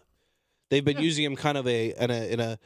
I will never use this word when I'm talking a role player because I will never use when I'm talking about a quarterback. Yeah, I'll never use that because he's the quarterback. He's a quarterback. A Wildcat offense is when someone under center is not a given proven quarterback, like a running back. That is what a Wildcat offense is, people, just so you know. But anyways, Lamar Jackson's been used as a role player. That's a good word, John. Thank you. One ding for you. So I'm interested to see, maybe, it was a stomach thing for Lamar Jackson. So I'm thinking this could be kind of almost a fun game to watch this weekend. It could be actually a fun game to watch Baltimore play. The diarrhea will go away. He'll be fine tomorrow. Yeah, with these two. They got black pants too. Well, but if they combo, no, they're playing the diarrhea. If they right, yeah. But if they combo these two, I'm gonna go Ravens. Yeah, I'm just because Erica's watching, and I know she's a big Who Dey fan. I'm taking the Ravens. I'm taking the Ravens. Yeah, but even if without, Bengals show you anything, nothing at all. I think the Bengals are more of the bipolar team than Tennessee is. I'll give you that. They just hired Hugh Jackson as an offensive. Wow! Welcome back, John. We already talked about this. He was in the bathroom. Oh, I was. All right. Oh, my bad. And they call me the pothead. Right. So we're all going Ravens on this one. This is a game. The next game right here is looking on paper. You're like, looks like kind of a shitty game. But the way these two teams, Indianapolis Colts and the Tennessee Titans, have been playing lately, this is going to be a really good game. Yes, it is. I think this is going to be a good game. Jacksonville favored by 1.5. Or Tennessee. Yeah. No, Indianapolis. Blah, blah, blah, blah, blah, blah, blah, blah. Jumping games on here. It's English. Indianapolis favored by 1.5 over to the Titans is pretty wild to me, too. So let's see where we are in this. Frank Reich versus Vrabel. It's going to be a great game. What Tennessee Titans team are we going to get? 5-4 versus 4-5. The Colts are at home. Big win over Jacksonville last week for them. That was huge. They didn't score a fucking point in the second half. So they scored. Just went out and did it early. All 29 in the first half.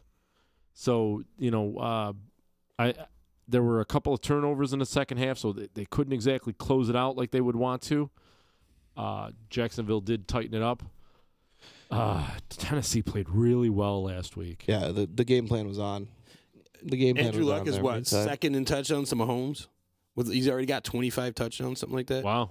Yeah, he's quietly, nobody. Yeah, very quietly. Nobody's really talking about Andrew Luck. I give Frank Reich a lot of credit with this team. The job he's done without T.Y. Hilton. And I'm not an Indy. I thought this Indy roster. It seems like every game we're looking at, it's high-ranked offense versus crappy defense, and vice versa. It's just I'm sick of this. The Titans 30th offense, Colts 9th offense, Titans 6th defense, Colts 24th defense. It's like, can I say something too? I kind of like Vrabel the way he when the Patriots went. They did the same thing Philly did. They went threw the ball to Tom Brady again. You got a 40-year-old quarterback. Why are you throwing him the ball? You got a 40-year-old Hall of Fame quarterback. Let him throw the ball. Don't let him catch the ball. Okay, so he caught it. What'd you make? 4 yards? You're doing a trick play against a young, fast defense. Right, and if somebody takes him out at the knees, now you lose Tom Brady. Now he's done. Yeah. What the fuck what's the point? I love that the Titans came back with the same play later in the game. And did it better. Yeah. And did it better because you know why? Because you got an athletic quarterback. Mariota's no slouch, and the kid can run. When you got Tom Brady, he's not known for his running. It's like throwing the ball to Eli. Why would you do that? You know what I'm saying? It's not like you wouldn't throw the ball to Eli? No. Throw it at him. I just didn't understand it. But I liked Vrabel's smack him in the mouth type of attitude. We're going to show him we could do it better. I think Frank Reich has that same mentality because he did it against the Patriots last year in the Super Bowl. So I like the way these coaches are kind of flying from the hip, shooting from the hip, and I'm going Tennessee. But these are wishy-washy teams. I'm going to go with the Vegas line here. I'm going to go with Indy. I don't think it's fair to call them wishy-washy. I think they can't make the teams on the mend. I think they're teams up and coming. I just like to call them.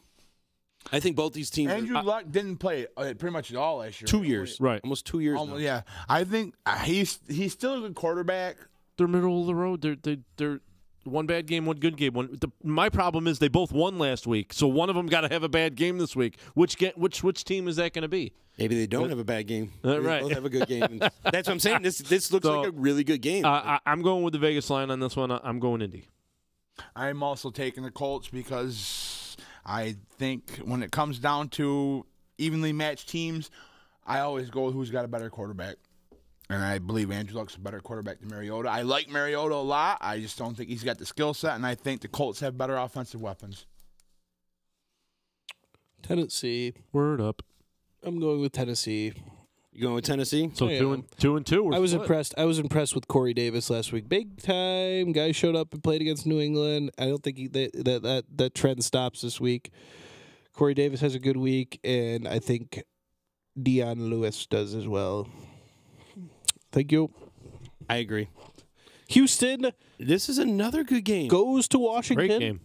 As 3-point favorites to play the Redskins. I'm already circling my team. Already got it. All right. I think we all have. Yeah, I mean, no one's going to pick Washington. No, Houston is just on fire. I mean, if We're you're, both big, 6 if and you're 3. a big believer in Alex Smith, I mean... Well, yeah, but his other, you could only his other score plays in this game. You could only score 16 points versus Tampa Bay. Yeah. Seriously? Yeah. 16 points versus that bad to mediocre defense. Now, gentlemen. I mean, I'm great. Your bet. defense stifled their offense. 500 yards, 3 points. Side bet: when Chicken talks about this game, who does he blow more, Watson or Smith?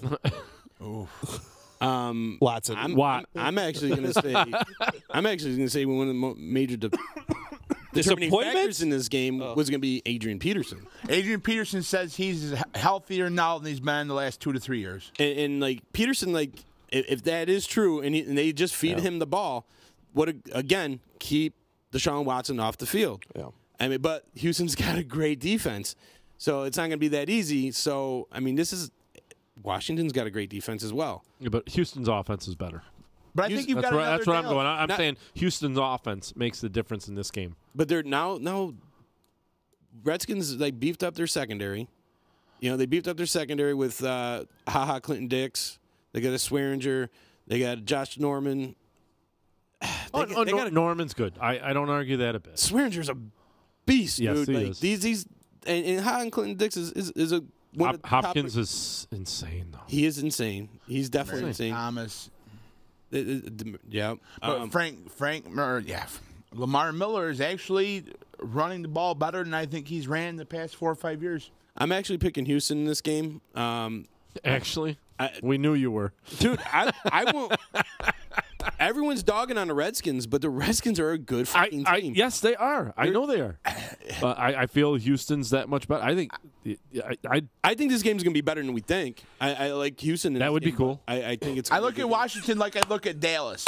You stop the running game. If you're gonna let Washington beat you, make Alex Smith beat you. Stop the running game and let Alex Smith beat you. That's how I see it. And I don't have a lot of faith in Alex Smith beating too many people. What do you know? Houston's defense is good enough that. So yeah, I'm taking Houston. So we're all going Houston. Houston. What do you know? What do you know about moving?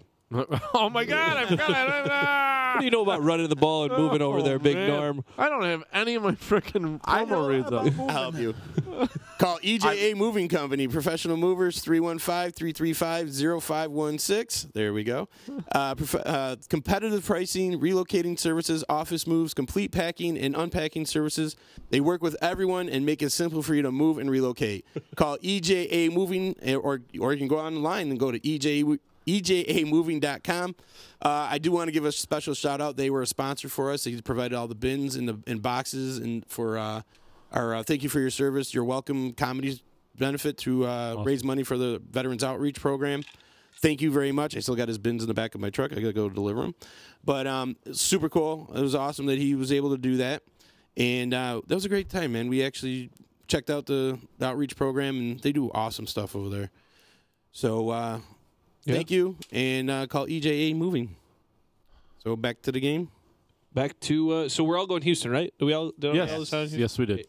Okay, well, Tampa Bay, after with their 3 points, will go to New York. The Giants are on a one-game win streak. The Giants, they're overachieving.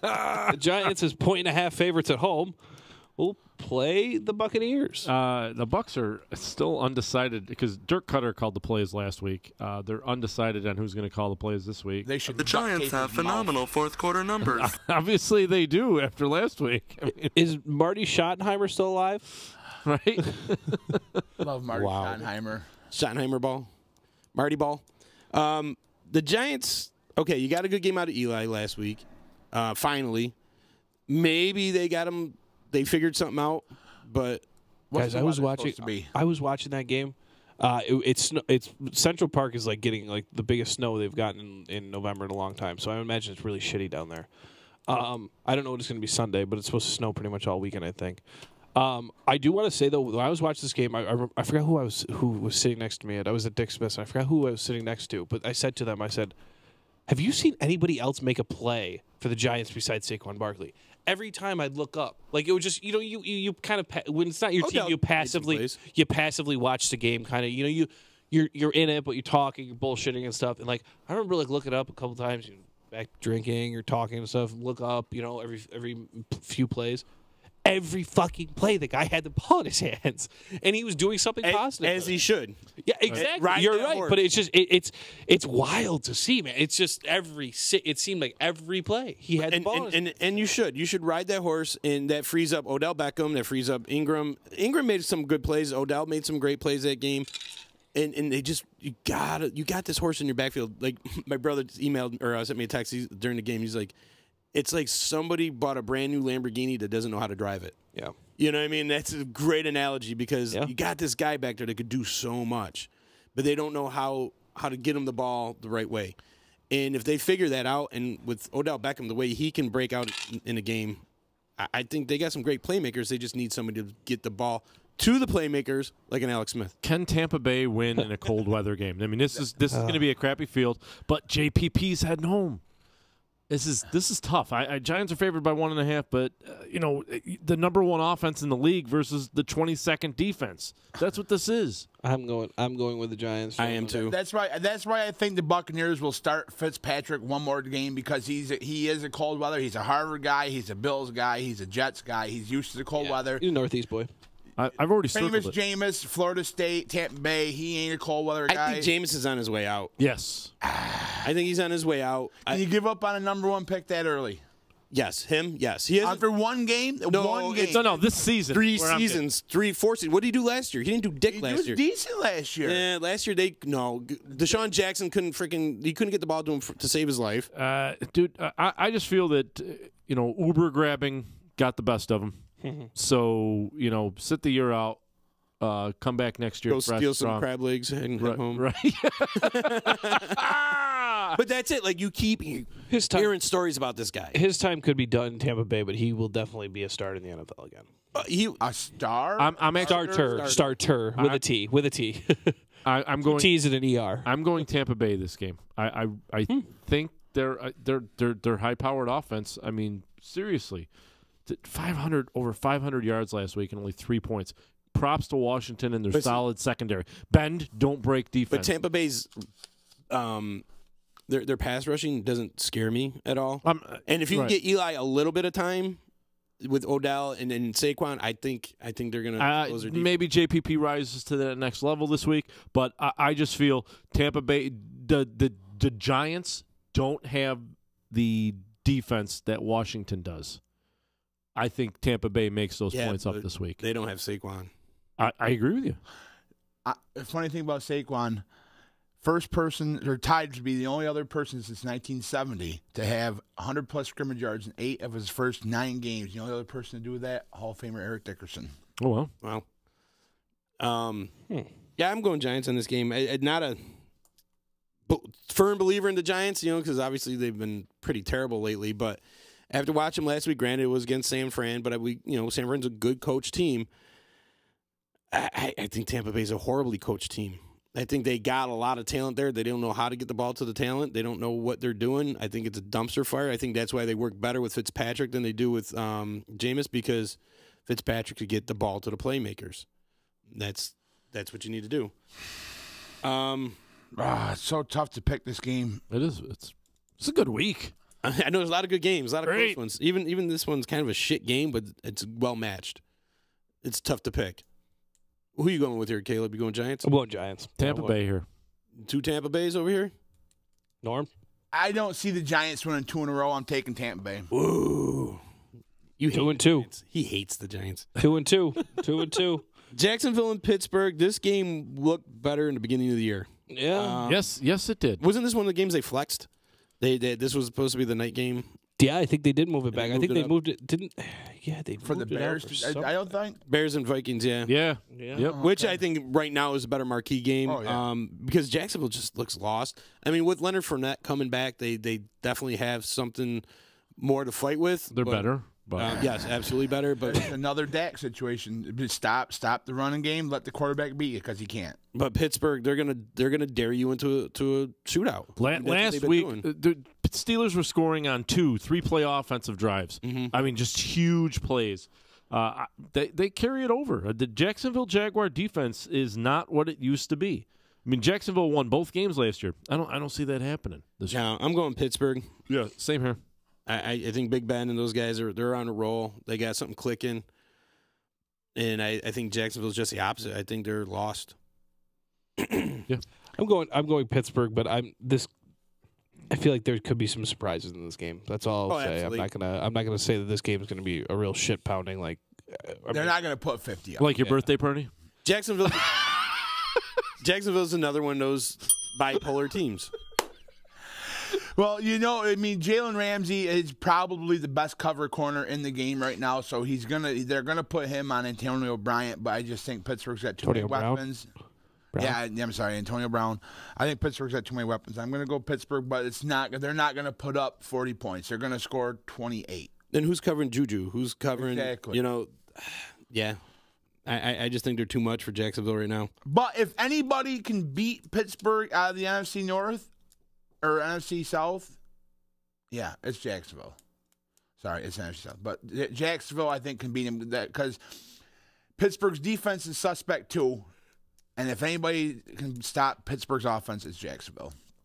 Of anybody in the AFC, even, I would say. Really? Yes. Who's got a defense in the AFC? You could say Houston, kinda, maybe.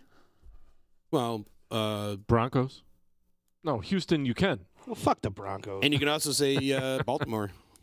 Kinda, maybe. But yeah, Pittsburgh's on roll, man. So this next game, Chargers and Broncos. This is a good game, but I think Baltimore's the number 1 defense, so not even kinda maybe.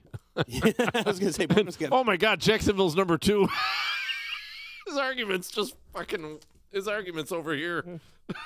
Yeah, but they're going to drop down in defense. You're going to see that after this game. I know. This next game, Denver sucks. Case Keenum's terrible. They're going to LA to play the Chargers in the soccer stadium. What's that? He hates Case Keenum. He does too. I mean, this game. I mean, you'd have to be an idiot to pick the Broncos in this game. It's a fucking joke. My Super Bowl prediction wins this game. LA Chargers. Yeah, no problem. Chargers take care of business here. Chargers are a really good team. It's just sad that they're in the same division as Kansas City, who's playing lights out. They're only a game back. They're a game back. But that's the thing. I don't feel they're good enough to come back from that game. They still got to play KC one more time. What happens KC? What happens when they beat Denver this weekend in LA? But Kansas City. Playoff wise, I think I almost like the way they're. Then they're only down a half a game. I kind of like the way the Chargers are positioned, though. If they actually lose the division and get in, almost like a wild card, yeah. Then I kind of like their hopes. I'm just happy to see they're finally winning those games that they used to lose by 1 point, 2 point. Now they're winning those games, and I like Phillip Rivers. He's always been a fan. I used to hate Rivers, but it's like, how can you hate this guy? He's a proven professional. He's way better than people give him credit for. 17 kids. He's fertile as fuck. I was going to say he puts out. Yeah. He's fertile as a motherfucker. Phillip Rivers, John Silver, like your phone number. He rocks the bolo tie. What's the score, fuckers?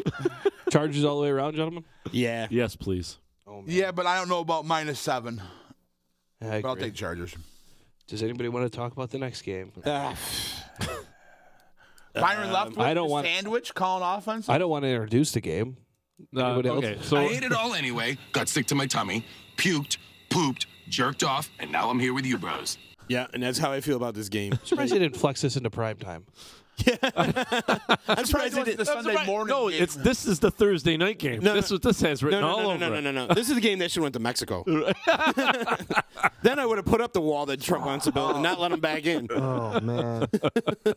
Oakland Raiders go to Arizona as 5.5-point underdog. Arizona ruins the their draft pick standing by winning this game. Yeah, this is fucking Although insane. Or is Oakland so bad they're even bad at being bad? Right? Is this going to be like that heavyweight fight where both fighters were paid off to take a dive and they just kind of bounce around the ring and somebody blows on them and they fall over?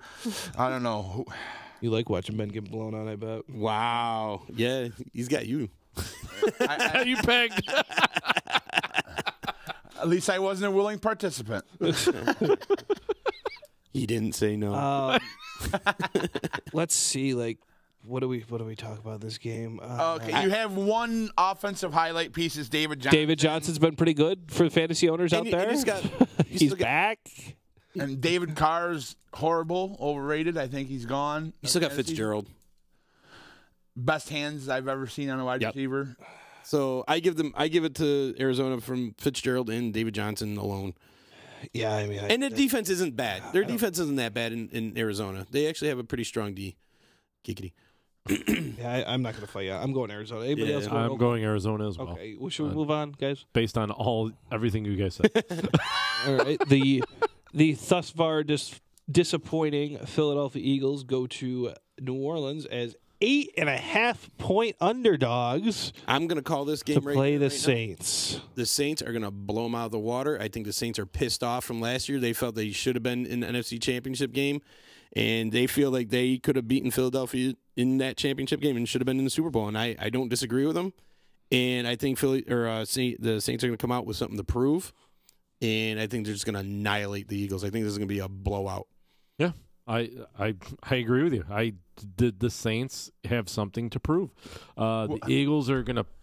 This is going to be a blowout. What do the Saints have to prove? Because last year, the whole they lost miracle, to Minnesota. The miracle in Minnesota, that should have been. We all got robbed. We got robbed of that. Drew Brees came out there and made a miraculous. Why? Because we had to watch fucking Kirk Cousins play another game. That game was so bad. No, not Kirk Cousins. Oh my God! Yes, he's right. Kirk Cousins play another game against Philly. Case Keenum. Oh, sorry. Yeah. Fucking terrible. Oh my God! The worst. He's even got me thinking it. The worst gets worse. So you know what I mean, like Drew Brees comes back, wins you this game, and then Case Keenum throws up this Hail Mary. The guy whiffs the corner, which he should be like out there begging for change right now. But I'm actually mad Philly's not better because I'm still robbed of that game. I would have liked to see these two square off. Yes. At full strength. But I think in Saints' head, they're like, we should have been in the Super Bowl. We should be hoisting the Lombardi Trophy. I think they're going to come out here and make a statement. They are the defending champs. So you want to come out there and you got a target on your back as Philly, and you got a team like the Saints that's saying we're the best team in the league right now. They just beat the Rams. You know what I mean? They just slaughtered like pretty much anybody in their way. Yeah. They're a middle of the tier, middle of the road defense. Is the Eagles. So yeah, I think 36 isn't out of the realm for New Orleans this week. I don't think so. I wouldn't bet the under. No, definitely not. Yeah, because their defense is also 23rd. The Saints. So yeah. So I'm Saints easily. Saints. 8.5. 8.5's right. I'm going to take the Saints, but I really think the Eagles have a chance of upsetting. I really think they have a chance of upsetting them. I agree with that. I think this game's going to be way closer than you guys have said. No. Yes. Nope. No. It's in New Orleans. I don't think. Well, I believe it's going to be less than a 10-point differential. Agreed. Does Philly roll over after this game? Probably not. But I think this shows a lot of their weaknesses. I think it's going to be a blowout. So you're going with Saints? Yeah. I think if Drew Brees decided to go down to Volkswagen in Rome and mention that he heard this ad on Disruption Network, they'll give him $250 off. And that's stop in the showroom at 5865 Taberg Road in Rome and see why all their customers love NYE Volkswagen. Again, mention Disruption Networks and receive $250 off any purchase. Check out their inventory at NYEVWofRome.com. You can be like Drew Brees and save $250 also. Absolutely. Just tell them you heard it on the D. There we go. We got it.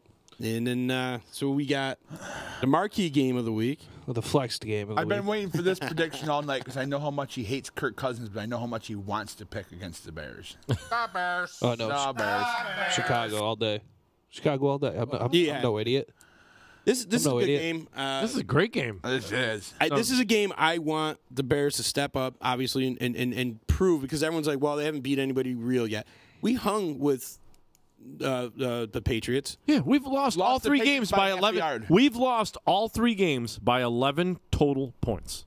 11. That means Patriots was 7 points. The other 2 were 2 points. No, we lost 3 against. Oh God, John needs a calculator. No, it's 4 points, but I thought we lost 3 against. We lost 1 against Green Bay and 3 against. There's your 4 points against Miami. This is going to be a good game. Getting nervous. And we had leads in, I believe. Yes, we had leads in all 3 games. Yes. And last year, the Bears almost beat Minnesota the first game they played. And Trubisky was his first game playing. That was when Case Keenum came out of the closet. This is a way worse. This is a way worse Minnesota team. All right. So and that was a really good Minnesota team. Dalvin Cook is back, though. He's running good. But he's fumbling the ball. Dalvin Cook this last week had the highest average speed of a ball carrier at 22.05 miles per hour. Woo! Oh, thanks, John. Sweet hat. Hey, John, sweet hat. I do want to touch on something because we talked about this in the offseason show, and you guys at the time were upset about it and motherfucked it and said you gave him way too much money. Trey Burton's pretty damn good.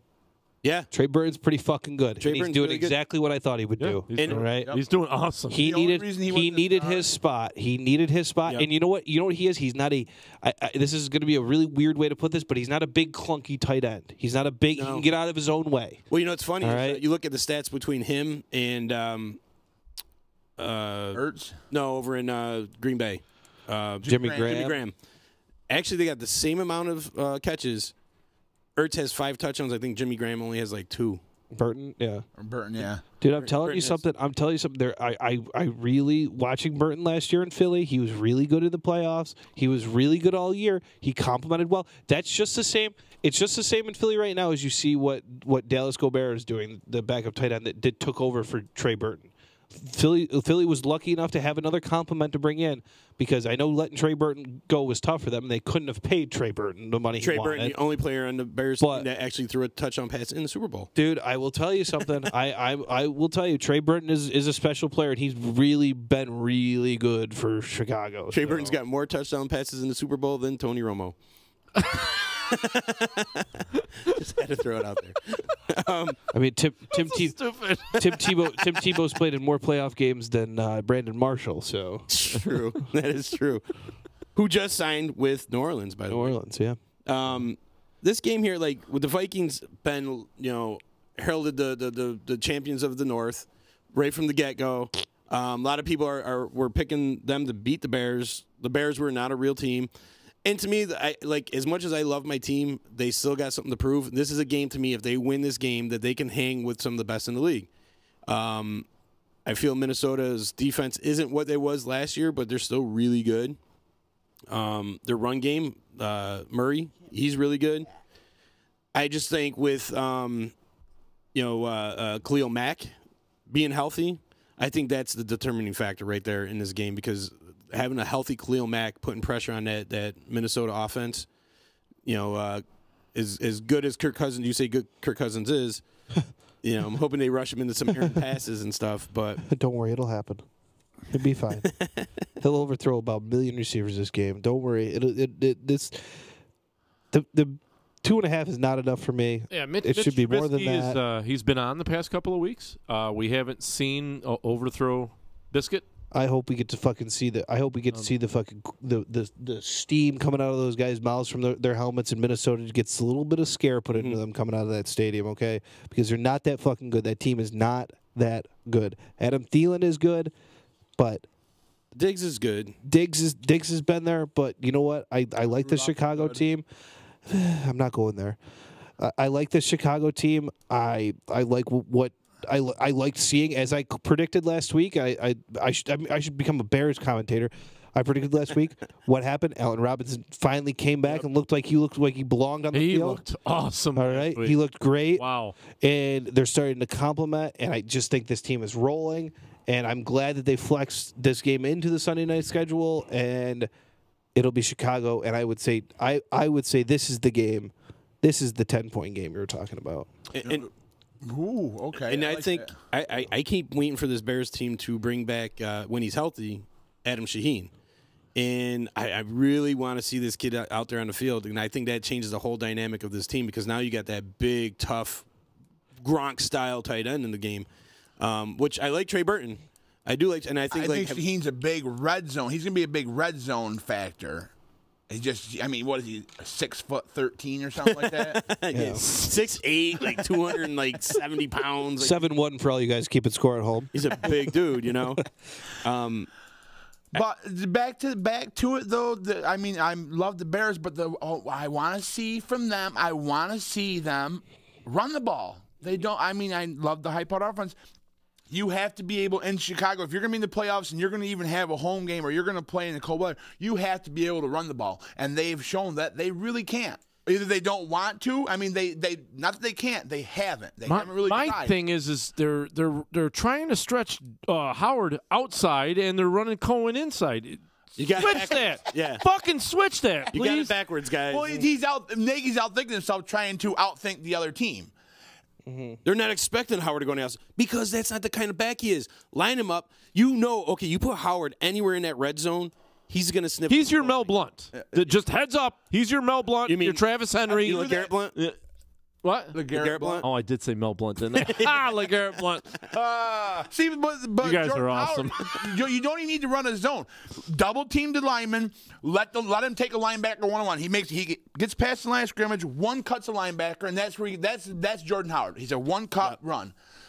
Put your head down, carry a couple guys in the end zone with you, and he's also a guy that can break out and get you some good yards. Like a lot of people think he's just that red zone guy. He's not. This guy busted out a few times last year. They're just not. Oh, he's good for a 40-yard run or two during a game. Yeah, you just got to give it to him on the fucking inside. Make him miss that. The one first guy missed, he's gone. But here's what my questioning is, because it is the beginning of the year and they're trying to get that chemistry going on the Bears offense, right? So you kind of spread it out. You play this high power offense. But now that we're getting into the nitty-gritty season, like getting into the playoff season, you got the great defense. So now you can run the ball with Jordan Howard. You got him back there. You bring back a guy like Adam Shaheen. You bring back those big guys. And now you can play big football when it's cold. And everyone thinks you're that spread-out offense.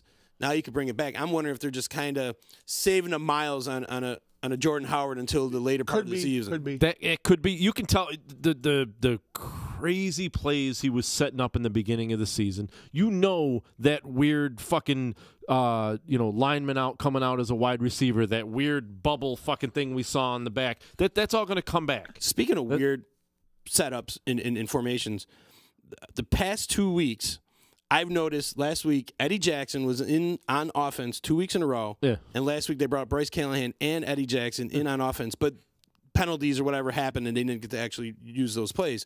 I'm really kind of curious how those plays are going to develop and bringing those defender players on offense. Week 15, first week of playoffs. That's when we'll really see what they were meant to do. I think so. It's kind of interesting. I'm like, wait, did I just see Eddie Jackson out there? 16 and 17 don't count. Have you guys picked these games yet? I'm picking Bears. Oh, my God. Are you still here? I gave my opinion. All I hear you guys doing is... Here's my thing. Cody Parkey, revenge time. Cody Parkey, big game. Bears win by 6 on this one, but thanks to 2 Cody Parkey field goals. There you go. And if they don't, Cody Parkey's unemployed? If Cody Parkey misses more than 1 kick this week, he's gone. Yes. Guy has to be. But I have faith. I have faith in him. That's Bears by 6. That's probably good for him mentally. Unless there was a locker room bet last week where... Don't forget, this is in Soldier Field in November. Weather permitting. If it's swirling winds. Are we giving him a pass now because he's a kicker in the NFL? I have no pass given to a guy like that because everybody's got. I've seen games in Chicago where the ball takes like a 90-degree angle. You know what I mean? Yeah. Like legit seen it like that south end zone's brutal. So I mean, I can't. I mean, as much as I want to say you're an NFL kicker, like you should be able to do your job. We got to keep in mind it is the swirling winds in Chicago. But that wind off the lake is horrendous. But the first short fourth and whatever play will tell you what sort of field conditions there are, depending on what the game the way it is nowadays, 4th and 1 means nothing. Yeah. The odds are in favor of going for it. Yeah. Well, because the kickers this year have been absolutely atrocious. Yeah. Yep. But so I'm going with the Bears again. Anybody going Minnesota? Come on. Bueller? Nope. 4 Chicagos we got. So now we're going to this is that scares me though. The best game probably of the year. That little ounce of regret there. I was hoping it was gonna come from him. I knew none of us were gonna pick Chicago. I was hoping it was the Minnesota coming. Then I thought, oh my God, Kirk Cousins, we're screwed. I'm balls in on Chicago. This game here is the game we talked about where they moved it back to L.A. From Mexico City. From Mexico City, thank God. The Rams versus the Chiefs. Love this matchup. I think this is a great game. I'm glad it's on primetime TV. Yeah. And Sil brought up earlier for anybody who didn't hear too. This started at the Rams were favored by a point. It's out to 3.5 simply just because they're going back to LA. I don't read anything into the line on this game at all. I actually did just Adam Schefter just put out a tweet interesting that Heinz ketchup, which has 57 varieties in advertisement, tweeted that they would give Patrick Mahomes ketchup for life if he's able to set the single-season record with 57 touchdown passes this season, because Mahomes has talked about his love for ketchup. It is week. We have not played week 11. And newsflash, everyone, Patrick Mahomes has thrown 31, and I'll say it again for everyone in the back, 31 touchdown passes. Insane. So can the stat guy look up where Peyton Manning was at this point in the season? I don't even know. I mean, it's just this is what Mahomes has been doing is awesome to watch. It's fun to watch. It's Andy. It's very Andy Reid-esque. Let's see if I'll put it to that way. This game is going to be fucking fun to watch. Oh, absolutely. Right? There's Marcus no doubt Peters in my revenge mind. game. It's Marcus. Yeah, that's another good point. That's another big thing to bring up. Marcus Peters' revenge game. This will be to the Rams. Can't feel worse for the Rams about the tough injury to Cooper Kupp last week. How well Cooper Kupp's been playing. It plays big. That sucks. That's, if you're the Rams, I want to call him a safety valve, but it's kind of almost what he was for Goff. You know what I mean? He was Goff's Edelman. He was Goff's Edelman coming out of the slot. He really was. And it's also Beasley. It's also what's his name? Man, it's gonna kill me. The wide receiver for the Sammy Watkins. Sammy Watkins. So you're right. So it is. And those two very well could be on each other. So right. Absolutely. And Marcus Peters got the shit kicked out of him a couple weeks ago against the Saints. He's a guy that'll figure it out though. I think this is. Anybody want to go? Or do you want I'm going. I already picked. I already circled it. KC. I like Kansas City as well. Go ahead, Norm. I'm going to go Rams only because going into last week, they had that undefeated thing going, right? They were undefeated going into the Saints. I don't like being undefeated that far into the season because there's a lot of pressure. Oh, the undefeated thing, you got to stay undefeated. I think there's some weight lifted off their backs, coaches, players alike. I think the Rams are going to take them because I think Kansas City's defense is absolutely horrible. It's going to be a slugfest, but I think the Rams' defense is just good enough to allow fewer than Kansas City. It's a tough game to call because, I mean, you think, okay, you got Gurley. Gurley's such a beast. Then you got Kareem Hunt. You know what I mean? Kareem Hunt is such a beast. He's not wrong about their defense. It's bad. Oh, I know it's bad. It's bad, but I think Kansas City can put up enough points to really put the pressure on. And don't get me wrong, so can the Rams. But Kansas City's defense is opportunistic. You know what I mean? They can come up when they need to. Opportunistically bad. Do you know what I was thinking? Like the route you're going down and kind of trying to talk it out and give your opinion is, I was very, very close to when I started to talk earlier and give my pick of Kansas City, and then in my mind flashed Aaron Donald, Ndamukong Suh, Dante Fowler, Marcus Peters, and that's just a very, very good defense. But a little overrated. I don't know about that. They're not elite. They are they are mediocre. They are mediocre, but they're a lot better than Kansas City. I think you can sucker them into some plays because they're very aggressive, and I think you're going to see some screens and some formations that they're going to suck in that defense. And I mean, we're talking about you make a great point, Mike. We're talking about a team that loves the trickery in Kansas City. They love those weird plays. And they have so many versatile players. I mean, you got Travis Kelce right in the middle. He can own the middle of that field. Would you say they're bendy? The bendy don't break. But then then you got Tyreek Hill, which, by the way, can I say had the best celebration of the week. That was awesome. That was just he phenomenal. jumped up and got on the camera. Oh, did he? Yeah. I thought that was great. I did think a close second though a few weeks ago was the Star. The Warring. Did you guys see the Warring balls? Or no, this was this past week with Seattle and L.A. The Warring balls given it to Mayweather. No. So Floyd Mayweather was sitting sideline at the. Oh yes, I did. And I think Tyler Lockett scored, and he went over and gave Mayweather the ball. But just to one up him being in LA, like it was kind of a quiet. Like I thought it was a cool celebration. Yeah. Brandon Cooks went over and gave him another ball. Right. Yep. I mean, granted, I fucking hate Mayweather, and I'd love to see it go to anybody else besides Mayweather. But I just love the gamesmanship there, the one upping, like just the hey, you're not gonna do that in our stadium and in the Star, I guess. Too, I like the Star. That was a good tribute. Better than the cell phone gig. I thought the cell phone gig was cool little tribute, but the Star, that was the one because like as much as I hated T.O. going over there and just planting that ball in the Star, and then I hate the Cowboys, but then you had Emmett like showing pride, and I don't know. I thought that was like a really good rivalry, and it kind of like really fueled it. Now they just do it to like, Dallas again when he did it, he went over and shoved him, so they're still protective of that Star. So that's cool. But you know what the best part about this week in football is? We don't have to watch any AFC East teams play. Oh, that's right. Thank the Lord. Yeah, no AFC East games. Hey, let's get this out of the way. Yeah, where are we going with this game? I know, right? I'm still. Oh yeah, you guys have. I picked KC. I'm going. You picked the Rams.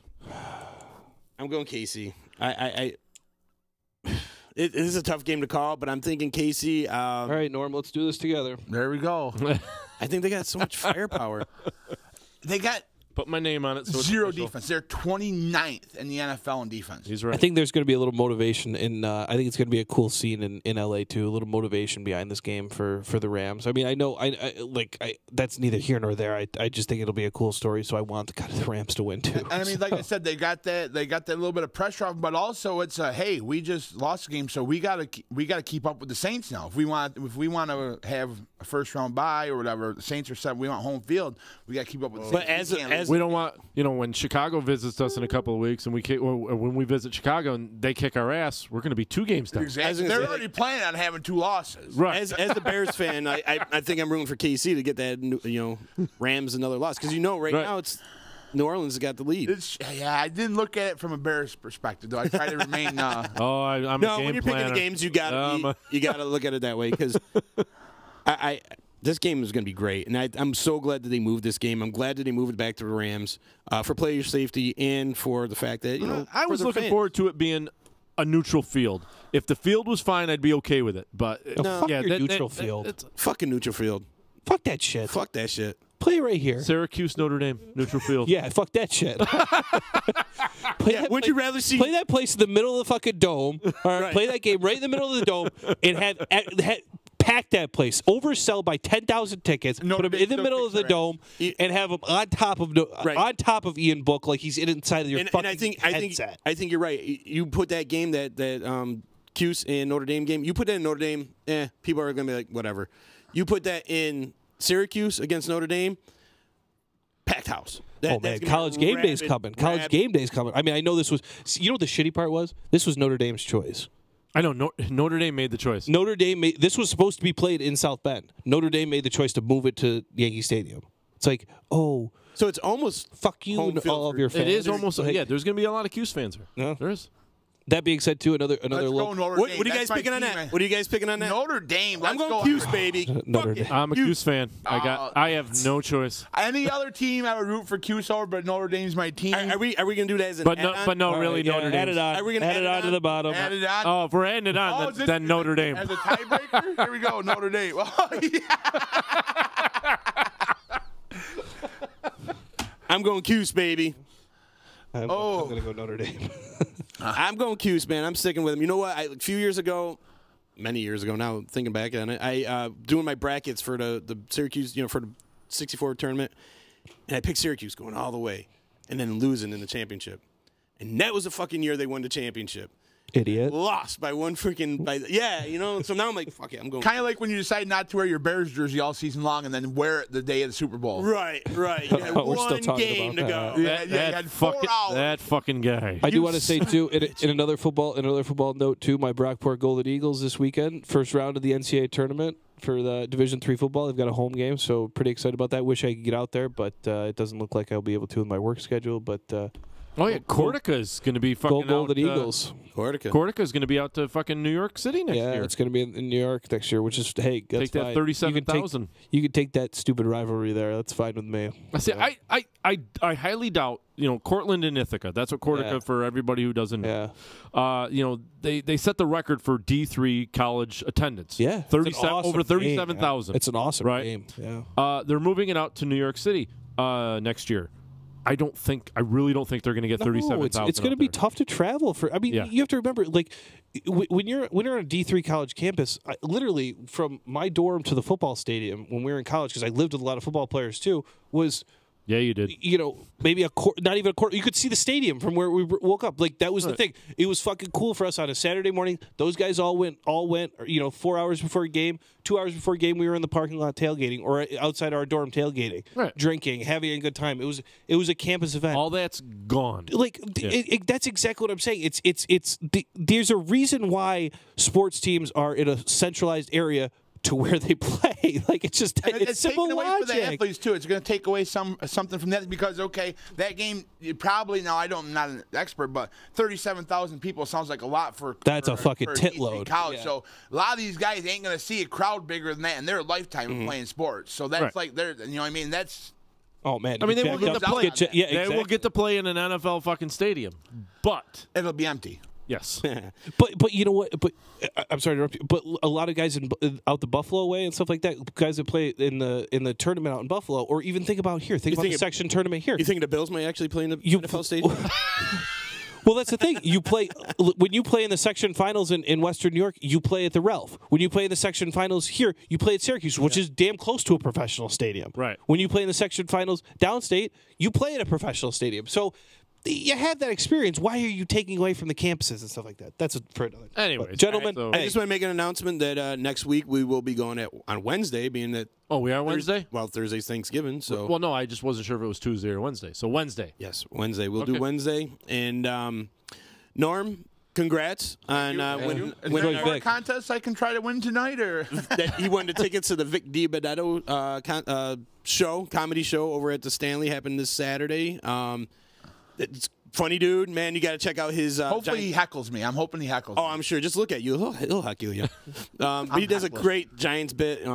This is gonna be a good show. I'm excited. I'm gonna be going there on next Saturday, and also, I guess that's it, guys. We're ready. We got some big games coming up on next Thursday. Get ready for Thanksgiving. Some Thanksgiving talk next Wednesday. Yes, sir. Who's your special guest next week? Don't know yet. It hasn't been confirmed yet. Okay. So we got some big plannings, but we're still working on it. Yes, we are. But don't want to jinx it. I did also want to say a little shout out to our attorney Nick Pasalacqua, who saved my ass a couple weeks ago when I was supposed to go to court, and he took the ball and ran with it and got my shit straight. So I was able to sit here with you fellas. And for legal help quick, you better call Nick. Call attorney Nick Pasalacqua and the team at Pasalacqua & Associates, 315-500-NICK. That's or go online and cnytriallaw.com. Hell of a kicker he was, too. That's Paul Pasalakwa. No, he's the D coordinator. Nick Pasalakwa kicked for us for the Yard Dogs. Oh, that's right. He did, yes. Yeah. Really? Yeah. I did not know that. I think he kicked in college. Really? Yeah. We're going to have to get Nick on here and talk about this. I'm telling you. I did not know that. Yep. It's not the same guy. No. Damn. Bullshit, it's not. I'll make a lunch. Loser buys lunch. There's no way. Nick, if you're listening, brother, give us a call. Let us know if you were the kicker for the Utica Yard Dogs. Yep. But I believe it was the year I coached, or the year before. Maybe. I don't know how he was as a kicker, but he's a great attorney. So give him a call. That would be cool. Anyways, we're gonna be out of here. See you guys next week. And hopefully, Caleb gets over his little drowsiness with the Jets. His little. He's back to the Jets. All right, we're out of here. Later, thanks. So then it what?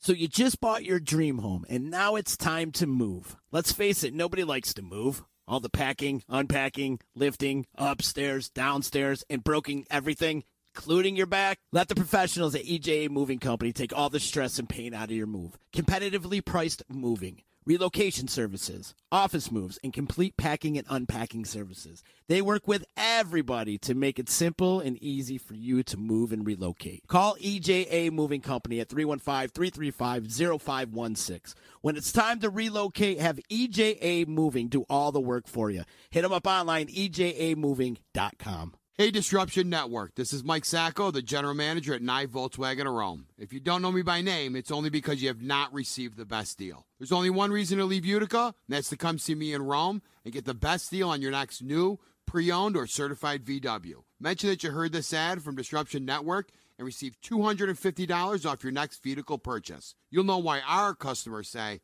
I love my NYE VW. Come see us at 5865 Rome Taberg Road in Rome, or visit us online at NYEVWofRome.com. The Property Sisters of the Mohawk Valley was born when 3 top producing agents with over 25 years of combined experience selling real estate joined forces to take real estate to the next level. We practice with honesty, integrity, and the knowledge to help make the buying and selling process easy and stress-free for all of our clients. We pledge to always make our clients our top priority from start to finish, and even after the house is closed. We will always be a valued resource for information and assistance for our buyers and sellers. Our customers over the years have become not only past clients, but great friends. As we join hands together as the Property Sisters of the Mohawk Valley, we look forward to serving our clients and our community and making a positive difference. You can reach us at 315-601-9630 for all of your real estate needs. The Disruption Network is making moves. For upcoming events, news, interviews, and new daily programming, keep in the loop with us at DisruptionNetwork.net. Like, follow, and subscribe to all our social media. And check out all our podcasts on iTunes, Google Play, Stitcher, and Spotify.